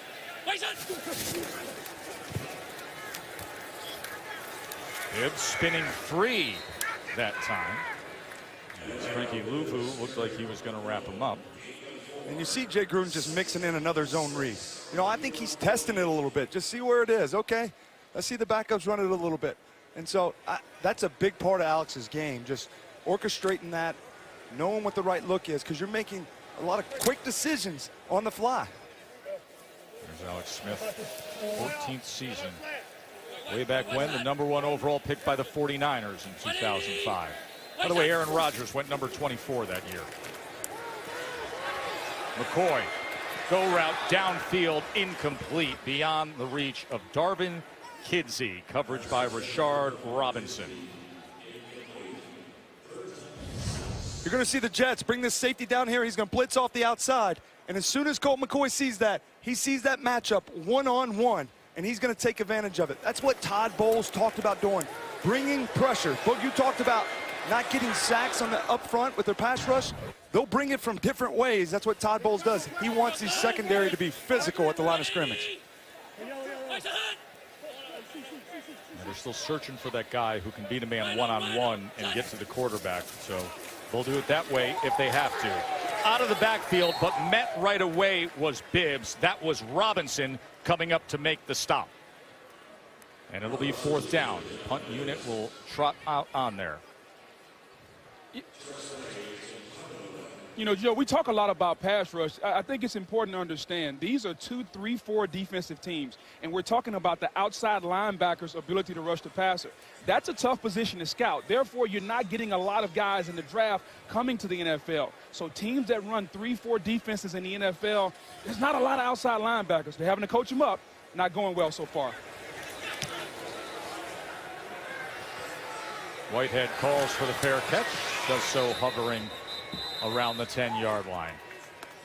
Teddy Bridgewater in the last 2 years has only had 2 pass attempts. Things are going to change this fall for Mr. Bridgewater. Will he be with the Jets or somewhere else? Bridgewater, there were so many doubts in the course of the last 2 years after the knee injury, but remember this version of Teddy, 2015 with the Vikings.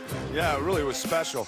I mean, he did it inside the pocket, he did it outside the pocket, big throws, creating, and then just trusting the system. So you see him here with this big fist pump. He's an emotional player, and you said it, Tess. He's been doubted his whole life, and he's completely fine with it. But the one thing that I was surprised to hear him say is that he feels like he has 0 restrictions on his knee. And so I know when he wakes up, that gives him a lot of confidence that he can get back to that Pro Bowl level. Hey, kill. Love Teddy checking at the line right there, guys. Does so to the boot and gets it to the outside and into the hands of Clive Walford, who still keeps his balance to go ahead. A Jets first down. Lisa.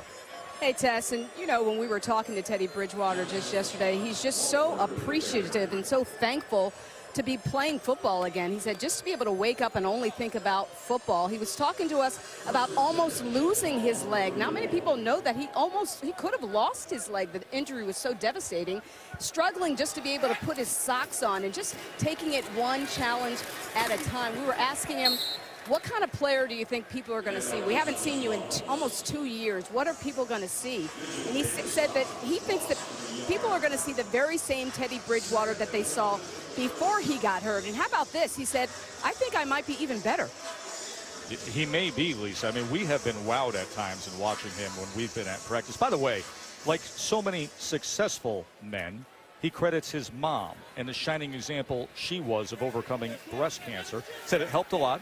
I understood she never once had a negative thought. Oh, he said the cancer feeds off negativity. He said he did not have a negative thought during his rehab process because of the inspiration that she was. As he was unable to connect with Eric Tomlinson. I tell you what, though, he's been really accurate. He's had 3 drops. I mean, those are tough throws. And, you know, Boog, one of the things he did there that I think it's clever, you talked about checking at the line. That's one of those dummy kills. Yeah. You know, they think they're going to run the zone scheme. I'll tell you what, I'm going to give them the dummy kill, boys. The communication in the huddle to let them know I'm going to outflank them mentally. He has improved his mental aspect of the game, is seeing the coverages and identify it and then trusting his instincts. Those are things you get from studying and watching and not playing on the field. 3rd and 11. They bring 4 against Teddy. Pressured, but still gets it to Rawls, and a flag is down. It was Zach Vigil who was swiping at Teddy Bridgewater. Holding, number 70, offense. That penalty's declined. 4th down. That foul caused the quarterback, caused a contact with the quarterback. That was a hit. Bottom of his leg by Pete Robertson. Teddy talked about that was the feeling he wanted, to know that he could get hit, get up, and move on. Experienced that last week.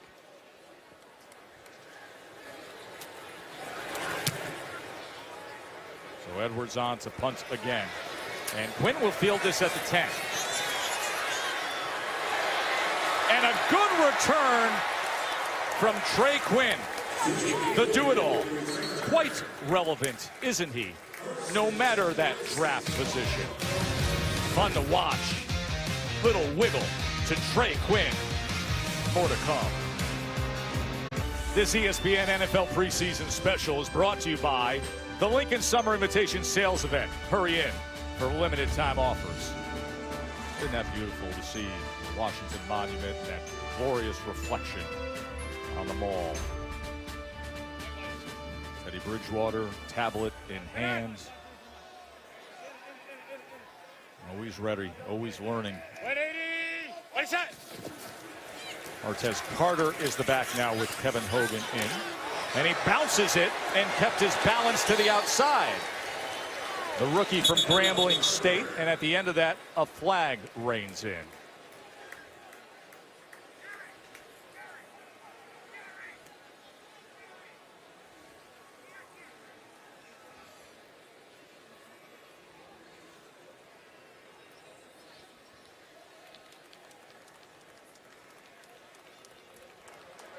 Personal foul. Number 59, defense, lowering the head to initiate contact. 15 yards will be added to the end of the play. Automatic. First down. Well, this, we thought they could have tagged on Luvu in the first half. Watch here. Can't do it. Gone from the game, starting now. Player lowers his head to initiate and make contact with the helmet on an opponent. That's a foul. Yeah, and there's been a big emphasis on that, but you see that was clearly a penalty.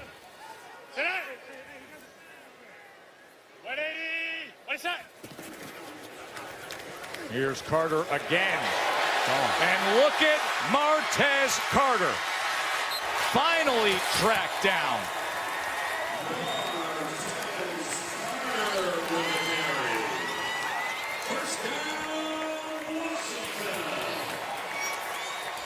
"33-yard run by Carter." Just a nice little ISO, except Carter sees it. Sometimes you go out the back end, and when they do that, you better watch out because he just has that kind of playmaking ability. You're going to see him. It gets stuffed inside.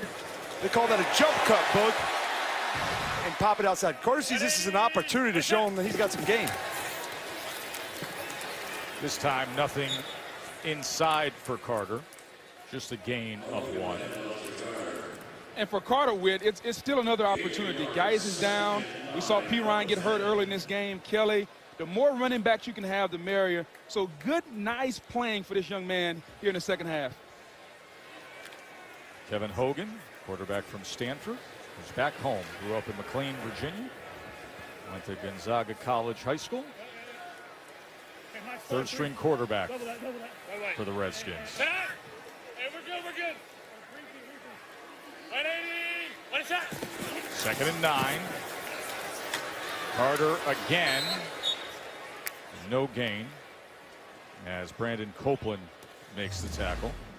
Last couple of years were in Cleveland. Made a start for the Browns, did Hogan. They lost to Houston in week 6 through 3 interceptions in that game. At Stanford, he was great, Hogan. Won a couple of Pac-12 championships, had the 2 Rose Bowl appearances, beat Cal twice, was a bowl MVP. He's a guy that's been cut before, Joe, so you know he values this time in the second half of a preseason game. He understands that it means maybe it's job, maybe it doesn't. He was originally a 5th-round pick of the Chiefs, so he spent time with Alex Smith there a couple of years ago. 3rd down and 9 now for Hogan and Washington. Looking left, now going to tuck and run, and was tracked down easily at the line of scrimmage by Terrence Brooks, the 5th-year safety out of Florida State. And we've seen the Redskins get down here in the red zone a lot. Got to give the Jets secondary a lot of credit. They're playing this soft zone defense, and they're just passing it off really good. And the quarterback just has nowhere to go with the ball. Talked about you want to force it underneath and then rally to the tackle. Good job of the Jets defense all night. Dustin Hopkins has been a busy man. 4th field goal attempt of the night here. This from 28.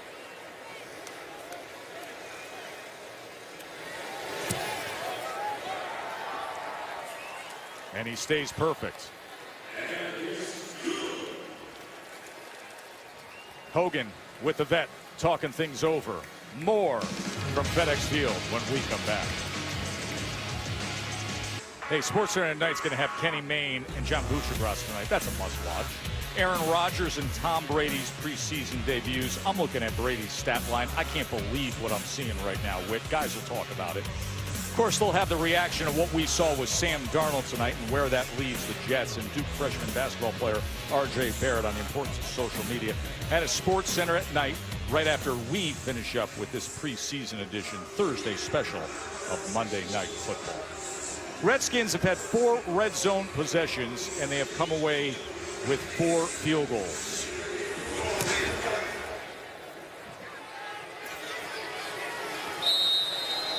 Lisa has a very special guest of interest here in Washington.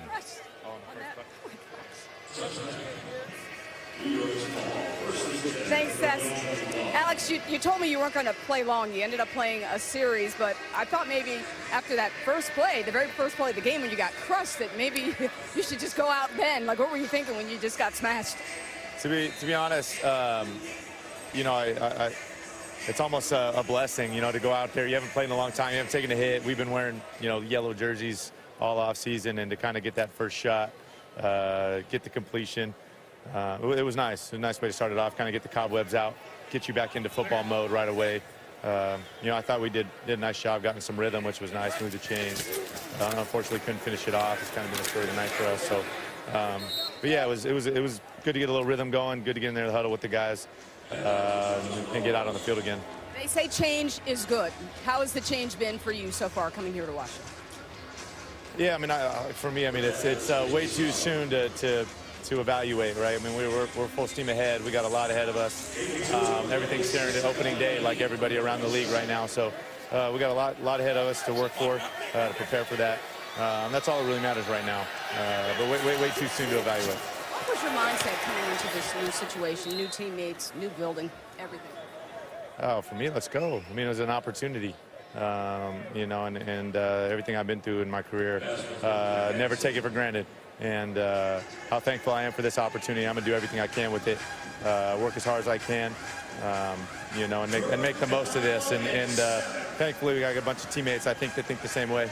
Now, it surprised me when you told us the other day that you feel like you've got to prove it. Despite the big numbers you put up in Kansas City, everybody knows what you can do. You say you feel like you got to come in here and prove it, that means nothing. Yeah, I feel like I have more to prove than ever. And I feel like I'm in a great place to do it. And excited about that. I'm excited about that challenge. Back in a new conference, new division. We got a tough schedule, but you know what? You know, wouldn't have it any other way. I'm excited for it. We got a bunch of guys, like I said, I think that have that same mentality. So pumped to be here. What do you like about this offense? I just think how versatile we are. You know, I don't think there's anything we can't do or won't do.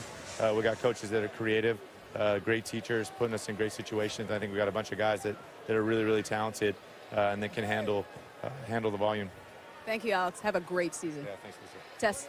Yeah, he's probably primed for one here in Washington, Lisa.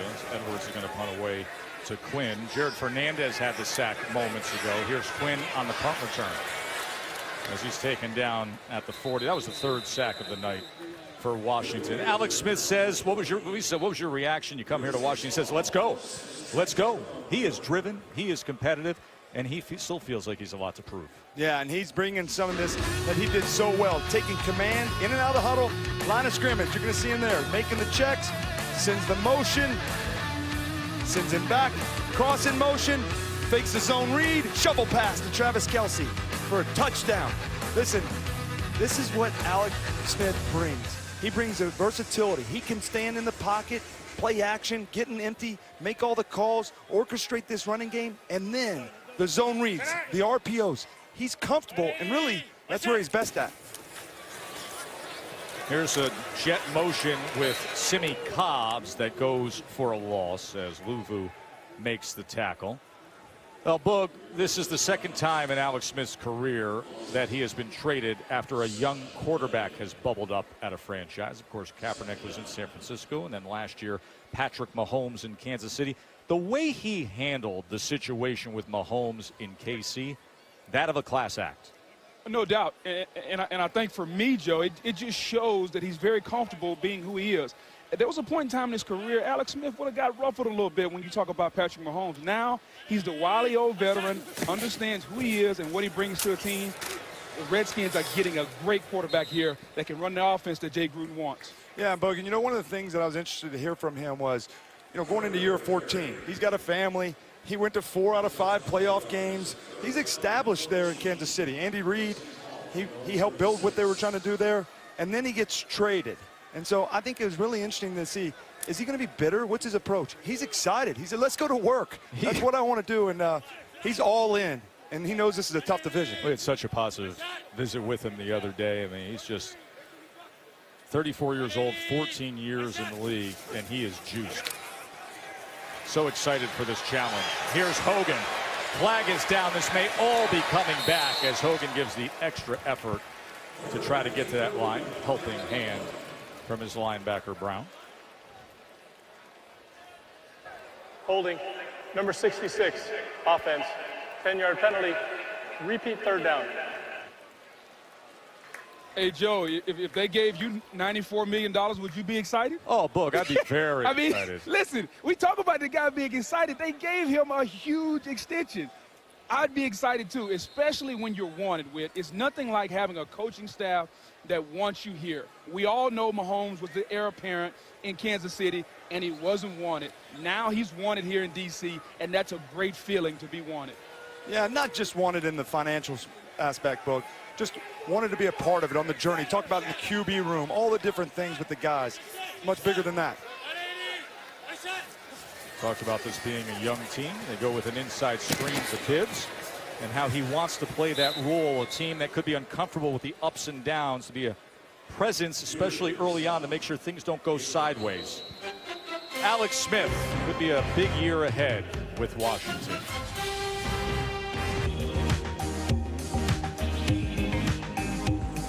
Great to be with you for the Thursday preseason edition of Monday Night Football here in Washington. Joe Tessitore and Jason Witten upstairs. Our field level analyst hovering on his perch is Booger McFarland. And of course, the veteran reporter Lisa Salters. Start of the fourth quarter. Touchdown-free football to open up Monday Night Football preseason action. 12-3 Washington. As Tressway will be punting away. Lucky Whitehead lets it bounce, then fields it at the 26. You know, one of the things that Alex Smith said to us is that he's fired up to simply play in the NFC East. So let's take a closer look at the New York Giants. Wittenberg's breakdown of the New York Giants. What do you think of your longtime rivals, Whit? Well, I think they're going to be better. First off, I really don't look at them as a 3-13 team last year. They were closer in a lot of those games than people think. I mean, Eli's won 2 Super Bowl championships. He's going to come back. He gets his arsenal of weapons. Odell Beckham. And oh, by the way, with the number 2 pick, they draft Saquon Barkley. He's something special. Dealing with a mild strain right now. Teddy Bridgewater starts his fourth quarter, able to connect with George Atkinson, who gets free and passes midfield down to the 41, a 30-yard play for Atkinson.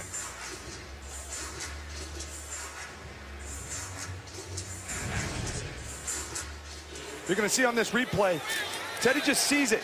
As soon as those linebackers get depth, he drops it down to the back. That's the thing Teddy said he improved on when we asked him, is he feels like he's seeing the field and understanding coverage is a lot quicker. And getting that ball to the back helps him get some run after catch.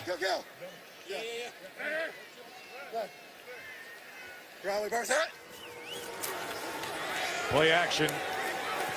Bridgewater incomplete.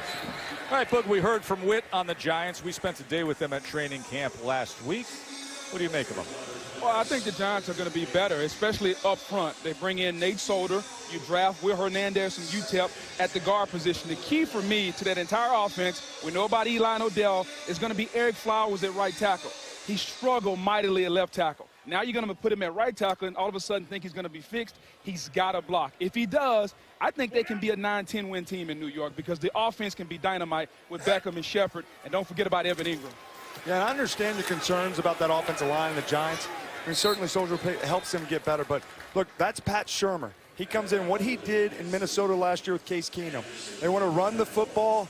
Then they're going to take their chances on play action, extending plays. And, you know, we visited with Pat a few weeks ago. He said he felt like he has grown since his experience as head coach for the Cleveland Browns. And so I think he's coming in there, little chip on the shoulder of this football team as they build it back. One thing about Eli, he's got a lot of playmakers around him. I still believe in Eli. I still think Eli has a lot of football left in him. Of course, Evan Ingram, very fluid, young tight ends. Odell on the outside, as good as there is. And now the number 2 pick in the backfield at running back with Saquon Barkley. Clive Walford with the reception that'll move the chains for 6 yards. All right, that's the Giants. Let's talk about the Cowboys a bit. You know, they're missing a future Hall of Fame tight end. Des Bryant, obviously they separated ways with. So right off the top, I'll let you deal with that headline, Jason Witten. Well, look, they got to have somebody in this wide receiver group step up and make those plays. I mean, they have a lot of different guys that have had success. I played with a lot of them.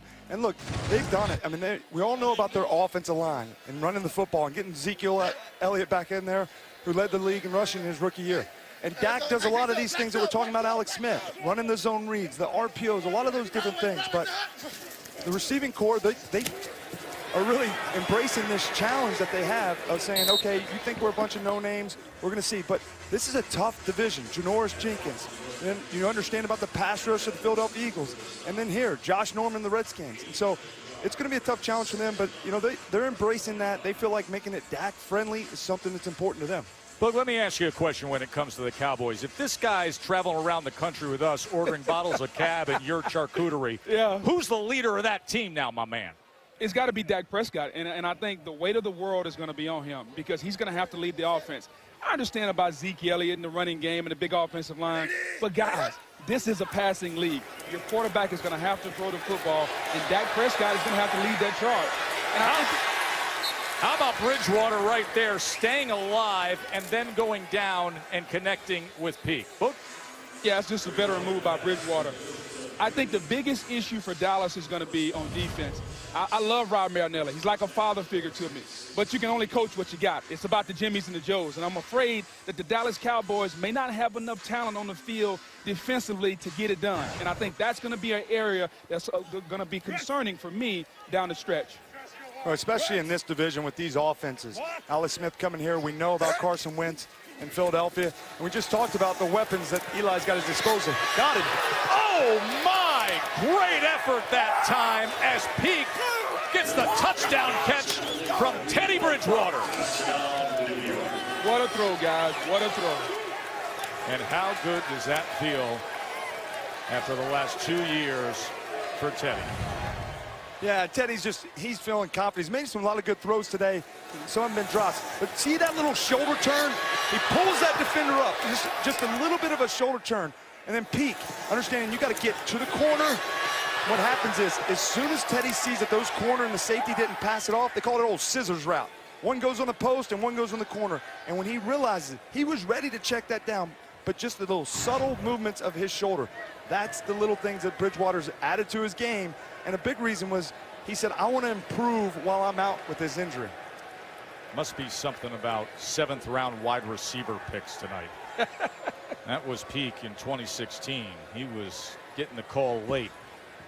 You know, he got up and got after it on the glory end of Bridgewater's call. Of course, all scoring plays are reviewed, and they have just confirmed that as a touchdown catch for Teron Peak, his 3rd year out of Clemson.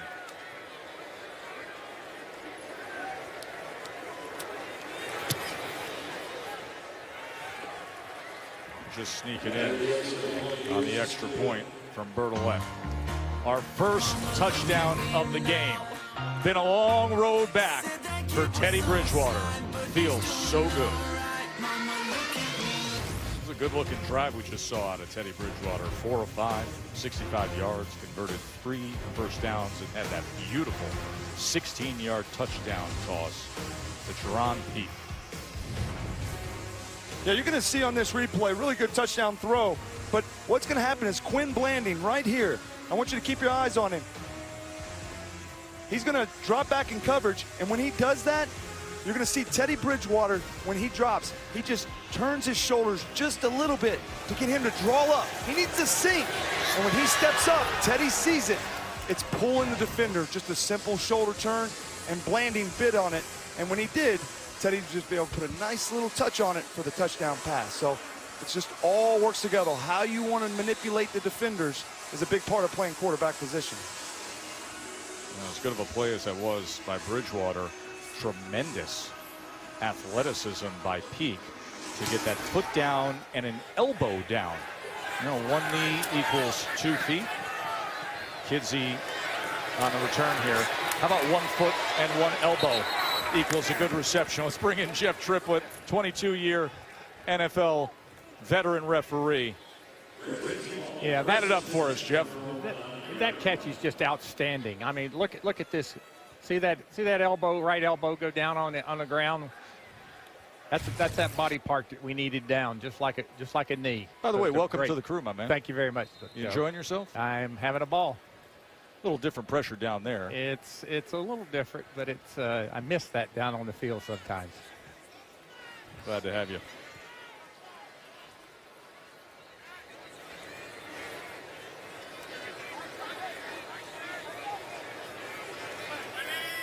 Kevin Hogan getting extended time at quarterback here.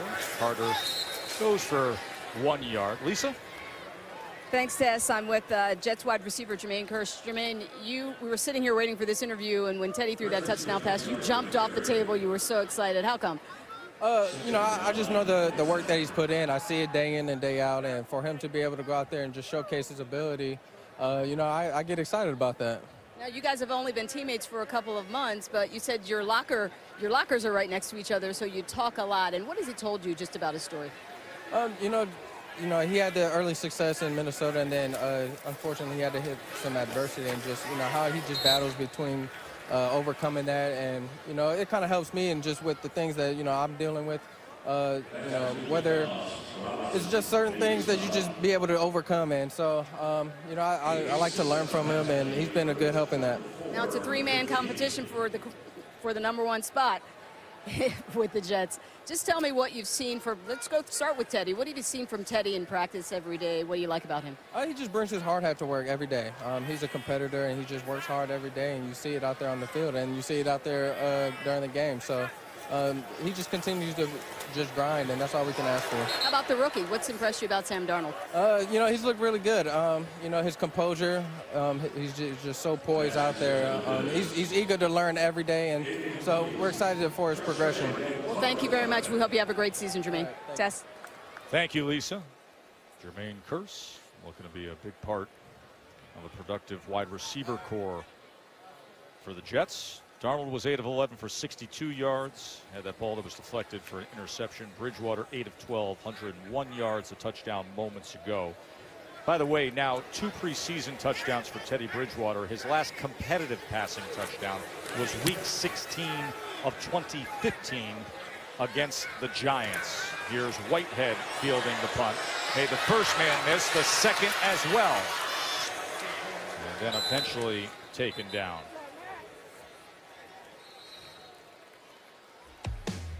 Talk about how the Jets size things up for their division when we come back. And Teddy Bridgewater, Jets quarterbacks tonight, both with 8 completions. Darnold threw the interception. Bridgewater just had the touchdown pass. Is he the veteran security blanket? Do they keep 3 quarterbacks, or is he trade bait to land elsewhere? Joe Tessitore, Jason Witten, Booger McFarland, Lisa Salters with you for this Thursday preseason edition of Monday Night Football. Base. Ready, here we go, set. Ready. Hey, kill. There's that kill call again from Teddy. Broadway, set. Play action downfield, and that is intercepted.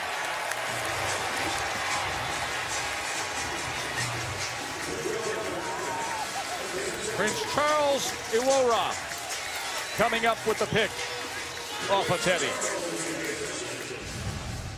Yeah, you're going to see Teddy just off the play action. He's got time. He sees the matchup one-on-one. And he's just trying to give his guy, he's trying to give him an opportunity, Charles Johnson, on a one-on-one.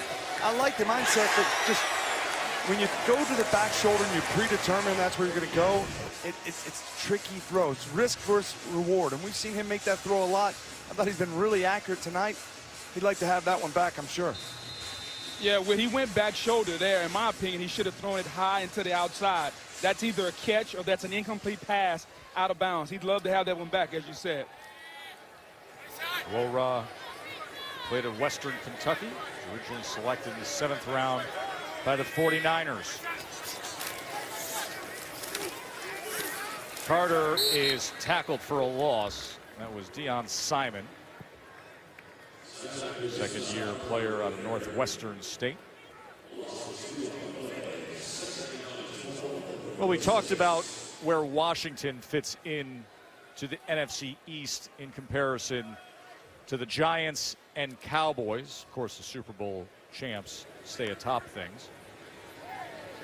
In terms of the Jets, and framing them against the Bills and the Dolphins, all looking up the mountain at the Patriots. Let's dig into that conversation a little bit. Offense. 5-yard penalty, 2nd down. Yeah, I mean, the Bills are improving. You've seen what they did last year. Here's the Dolphins. You see, they're getting Tannehill back, right? Adam Gase says he's got a lot of confidence in him. Some people think that they're a dark horse. Look, we know Gase wants to get this offense attack. He said, though, he's trying to change the culture. I don't know, Boog. That's hard. Now, you keep talking about changing the culture and what they're trying to do. It's a tough division. We know it's got to run through New England, but the Jets coming off 5-11 season in the last 2 years. They've been close in a lot of those games. Just do they have enough playmakers to get over the hump? That's the question on the Jets. You know, you just start to wonder what the Dolphins are doing. You know, Tannehill is down there. He's coming off a knee injury. My concern with is going to be, as you said, the playmakers. They traded away Jay Ajayi out of the backfield. That's a guy I would have kept. He's a really, really good running back. Now, who's going to run the football? You're putting a lot of pressure on your young quarterback, Tannehill. I know Adam Gase thinks he's a genius, but that's a lot of pressure on that young man. Yeah, and Jarvis Landry, he's gone now, had 100 catches last year. He's in Cleveland, and so, I mean, they're losing a leader in him, too. I don't know if we saw that Hard Knocks special when he got up in Cleveland and talked about, you know, challenging those guys. If you're not hurt, you need to be out there on the field. You miss that type of leadership. Whit, you kill me, man. A euphemism, the challenge would be a euphemism for dropping 22 F-bombs on that HBO docuseries of the wide receiver room where he was spray painting the room with F-bombs. Would that be the challenge? I think Adam Gase has a little bit of that too down there. But he has this offensive mindset. And he's excited for Tannehill to come back and that culture they're trying to create. And they really want to take it vertical in their passing game. They want to attack down the field. And we'll see.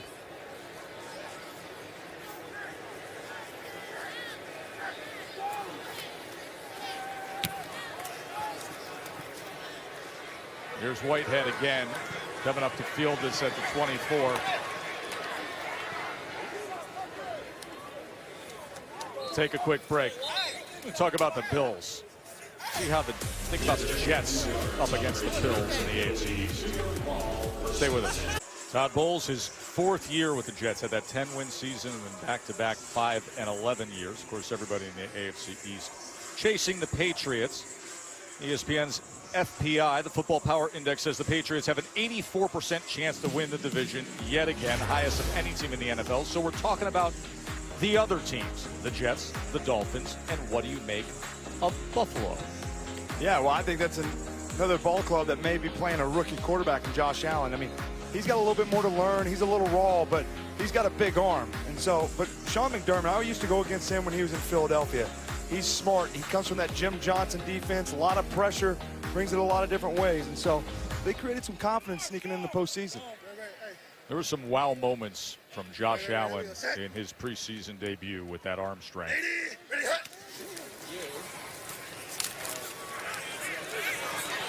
There's Atkinson again, another good effort from the 3rd-year player out of Notre Dame. Boog, are you buying Josh Allen early on? No, I'm not, Jess. I think when you look at Josh Allen, of all the quarterbacks that came out, he was the rawest. We talked a lot about his completion percentage, his ability. Was it playing at Wyoming against that level of competition, or was it just because he's not an accurate quarterback?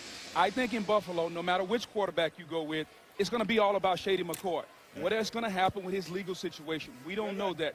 On defense, Sean McDermott, love him as a coordinator. He has a rookie middle linebacker from Virginia Tech, Tremaine Edmonds. How fast that young rookie comes across is going to be key to how fast that defense plays up to speed. He is a physical freak, yes. Greatly gifted. Yes. Runs sideline to sideline. You know, I was a little surprised they traded Tyrod Taylor. I mean, he played really good football last year, getting him in the playoffs, and he's an athletic guy. Similar to what we're saying about some of the zone read and the RPOs, he plays well in that. And so he's a leader. He established a lot the last couple years in building that program. I think Tyrod was a little bit surprised they let him go. Yeah, I do too. For me, Tyrod Taylor is a starting quarterback in this league. Now you have A.J. McCarron. Is he going to be a placeholder for Josh Allen? I'm not sure, but I know Tyrod Taylor's happy right now that he's starting in Cleveland. And as we were talking last week with everything Baker Mayfield did, as Teddy looks to extend here on 2nd and 8. And he's taken down at the line of scrimmage. The situation in Cleveland is so different than the situation with the Jets when it comes to the quarterbacks, because the Jets are freely going about having an open competition. Yes, you have McCown at 39 years old, and you know exactly what the floor is there. You know exactly what you're getting reliably with that guy, Josh McCown. Then you got Bridgewater. We've seen plenty of him last week, plenty of him here in the second half this week. And, of course, Darnold, the future of the franchise. Well, the future of the franchise in Cleveland has been told, you're not going to be the starting quarterback right now. Yeah, that's really surprising. You know, I mean, not to say that he's going to win the job, but I just think that it affects the whole mindset of the competitor. I mean, I can tell you, you know, Dallas drafted a number of second-round tight ends, and, you know, I may not liked it at the time, but it created an environment for me to compete. And I can tell you, all athletes reach their fullest and their best when they have to compete. And so, you know, for both of them, who knows how it'll play out, but John Dorsey and Hugh Jackson, they know something what they want to do, and they feel like letting him to take a red shirt, groom him up. I played for Todd Haley. He's a fiery guy, and, you know, so it's going to be a good system. And they played, both of them played really well in the first preseason game. By the way, your old teammate Des Bryant may be ending up there soon enough. Thomas Rawls goes ahead for 3.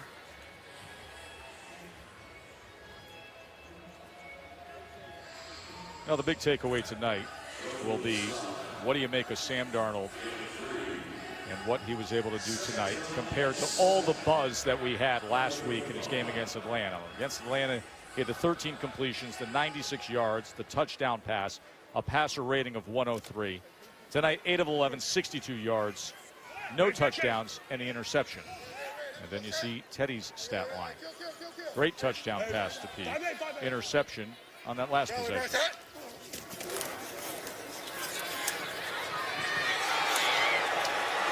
Good job getting the man in the air and then making his way ahead for 5.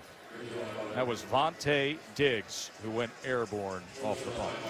And Teddy's got a nice little grin on his face, and he looks pretty good. You're going to see him come on the bootleg. Doesn't like it. Go up and under there and run the football.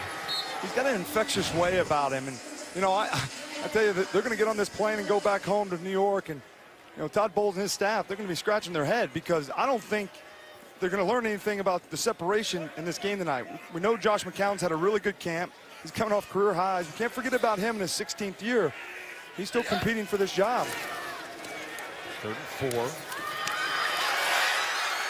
And here is Stewart, or Darius Stewart. Flag is down. Second-year player out of Alabama. It stands as a 17-yard reception.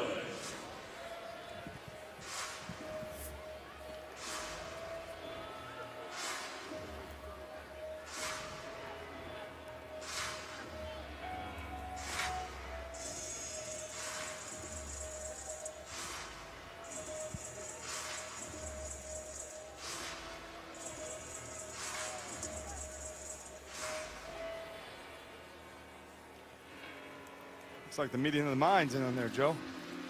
I've been to some of these officiating conventions, usually at a Chicago airport hotel, but apparently they've moved it to midfield here in Washington.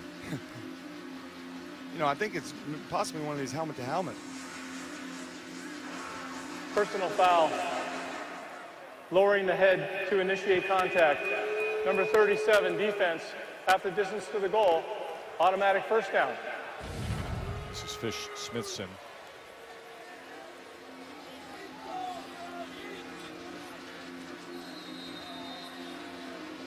I don't know that that falls in line with what we've been seeing a lot in the examples of what they're trying to enforce. That was a little shaky there, Joe. Hey, single, 5-8.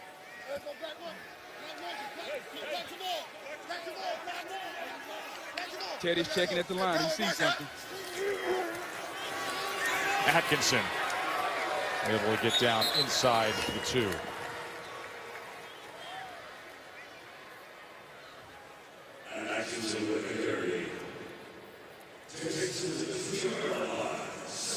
And he's always got that smile on his face, doesn't he? He does. He plays that way, too. I mean, not only when you visit with him, see him in meetings, how he carries himself in and out of the huddle, but it's an infectious way about him.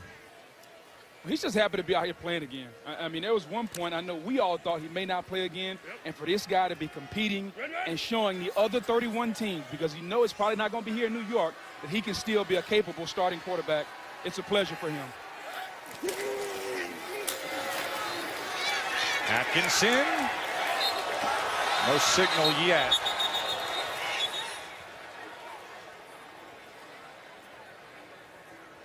You know, it's not uncommon, obviously. Past couple of years, a team trades for a quarterback late in the preseason, and that quarterback goes on to become the regular starter that year. 2016, Sam Bradford dealt from the Eagles to the Vikings. Patriots sent Jacoby Brissett to the Colts. Both those deals happened in the first week of September. Will that be the case for Teddy Bridgewater? We will talk more about that potential of a trade when we return. Folks, a reminder, we've got more preseason Monday Night Football action coming your way. Monday, we're going to be in Indianapolis as the Colts meet up with the Ravens. That's at 8 o'clock Eastern. Susie Colbert, Louis Riddick, and the gang will have coverage with Monday Night Countdown at 7 Eastern. I'm looking forward to spending time with Andrew Luck when we get to town. Speaking of quarterbacks on the comeback, as Sam Darnold and the gang watch Teddy Bridgewater, who been getting extended time here in the second half, and on this drive has converted a couple of good-looking third downs. Had a 3rd and 8, hit Johnson for 9 yards. Had the 3rd and 4, connected with our Darius Stewart for 17 yards. And now facing a 3rd and goal, inches away from that line.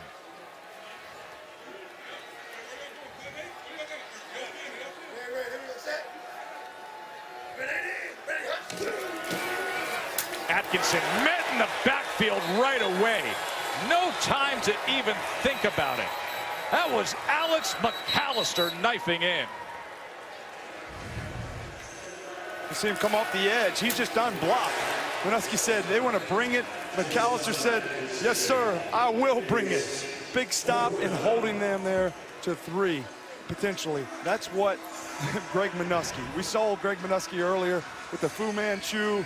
He wears that Schmedium shirt. And look at it. You see it right there? That jacket's a Schmedium, Boog. Hey, it's just a great play by Casanova McKenzie coming off the edge there. If you're an offense, that guy's unblocked. So either you have to call the naked bootleg or your running back's going to get hit in the mouth. Great play by McKenzie. But Todd Bowles, his demeanor is he's physical. It's a mindset. Late in the game, preseason week 2, he's evaluating. That's his mindset running the football.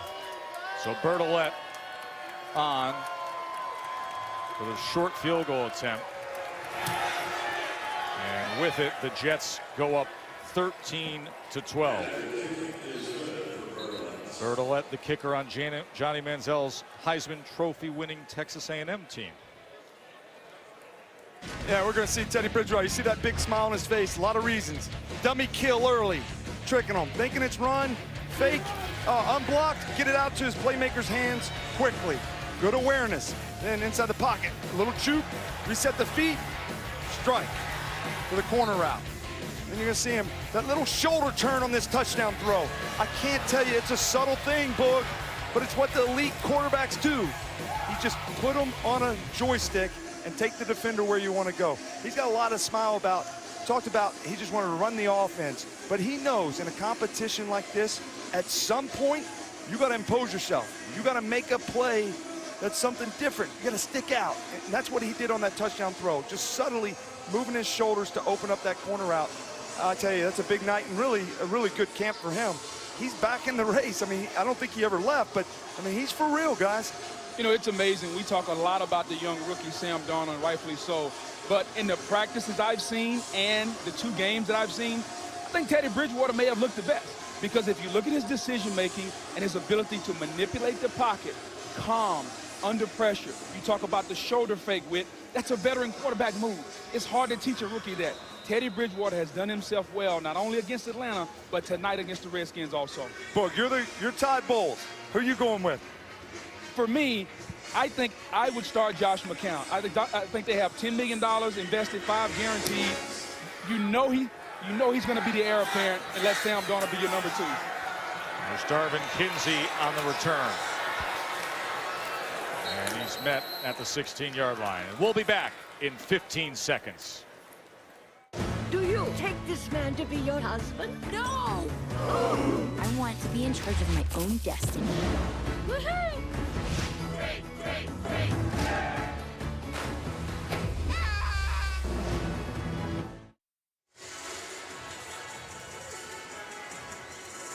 Todd Bowles back here in Washington, where he won a Super Bowl with the Redskins.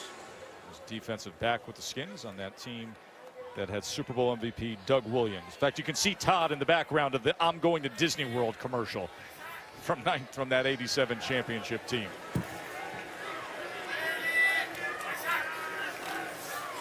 Kevin Hogan drives the ball over the middle and gets it complete to Darvin Kidsey, the rookie from Texas Southern. Lisa.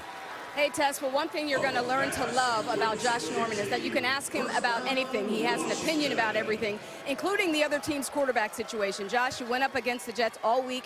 You've seen what's gone on here tonight. Who has impressed you most of their quarterbacks? I mean, I think all of them did a great job, you know. But obviously, I think for us, Teddy, I mean, I see him out there right now just doing what he do. I mean, manipulating the offenses, defenses with what he has for us. And then, you know, see him in practice the whole week. All those guys did a great job, but it's like Teddy out here doing his thing, so who knows? All right, so you're choosing Teddy Bird. You know that you really don't have a say, though, right? Okay. I don't have a say in none of what he got going on. You asked me a question, so I'm just giving you my I appreciate that. I appreciate that. I appreciate that. Now, I want to ask you about Dancing with the Stars. You came in second on that show. I was impressed by that. Tell me, what's more difficult, playing football or learning the cha-cha? Learning cha-cha.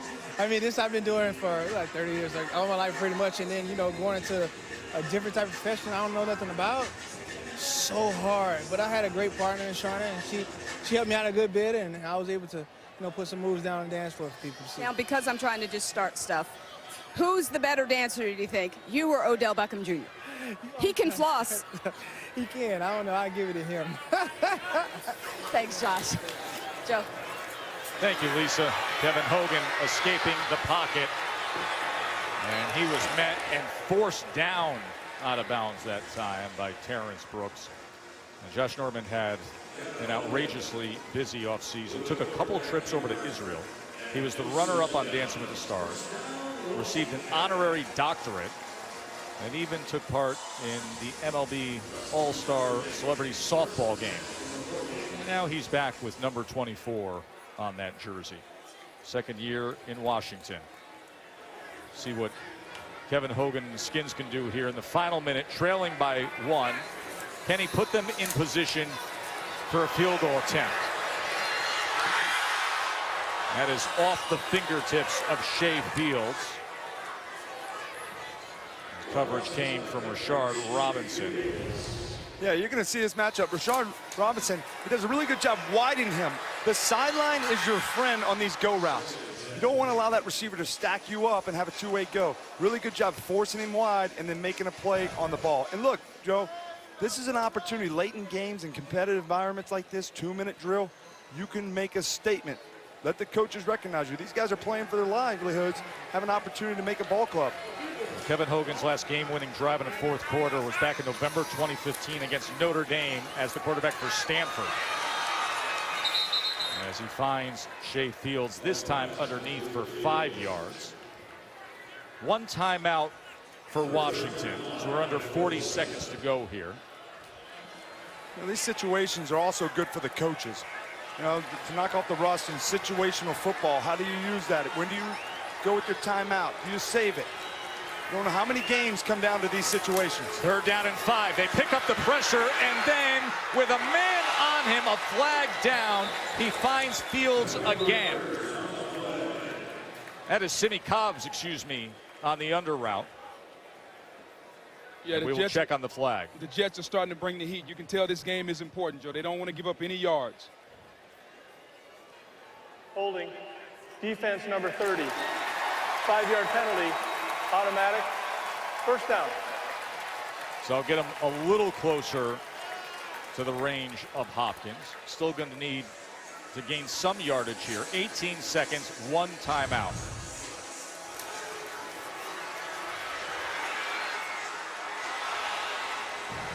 Yeah, they've changed the rules so much. As a defender, I mean, you can't put your hands on these receivers. With everything in the offense, in the game is about the offense. With they're making it easy for the receivers.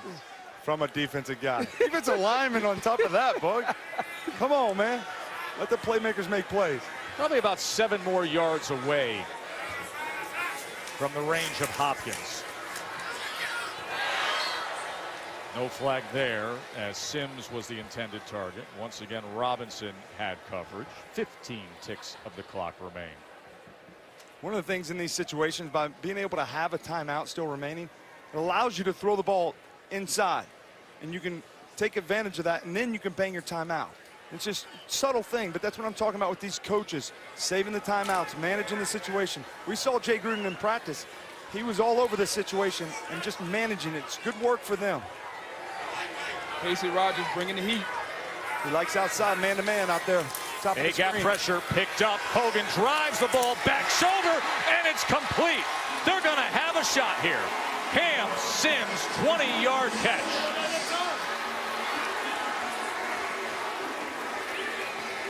I mean, that's just an outstanding throw by Hogan, but an even better catch by Cam Sims. We saw him early in the game make a difficult catch in the end zone. Here's another difficult catch in a pressure situation. Hogan drops back, sees it's a blitz, back shoulder. Cam Sims making a nice play. Realizes he's stacking the defender, goes back shoulder. Just a tremendous catch. And for a guy who's trying to make this team late in the fourth quarter, money time, that'll go a long way with the coaches with. Yeah, it wasn't the best route. I mean, he kind of predetermined that Robinson was playing over top. He tried to force the back shoulder. But the biggest thing, like you said, Bug, is the ability to make plays. What can they count on you in big situations? And being a big body and going up and making those type of plays and have an opportunity to potentially win a game, that's what you want. This guy made a big splash tonight, Sims. Well, Dustin Hopkins has been perfect tonight. And it stays that way. With double zeros on the clock, a game-winning 40-yard field goal for the Skins.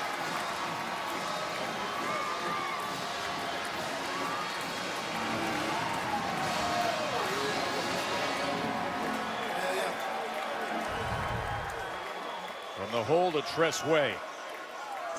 Off the foot of Dustin Hopkins. Winning is winning, folks. Feels good, doesn't it, Dustin? 5 for 5 on his field goal attempts tonight, as Jay Gruden will gladly take it. The veterans meeting up, and the young guy, Sam Darnold, will clearly be in the spotlight again. So is that guy, Teddy Bridgewater. Where will he land? Skins take it 15-13. We're going to have the Colts and Ravens on Monday night. For Jason Witten, Booger McFarland, and Lisa Salters, I'm Joe Tessitore. Enjoy the rest of your evening, including SportsCenter with John Buchenross.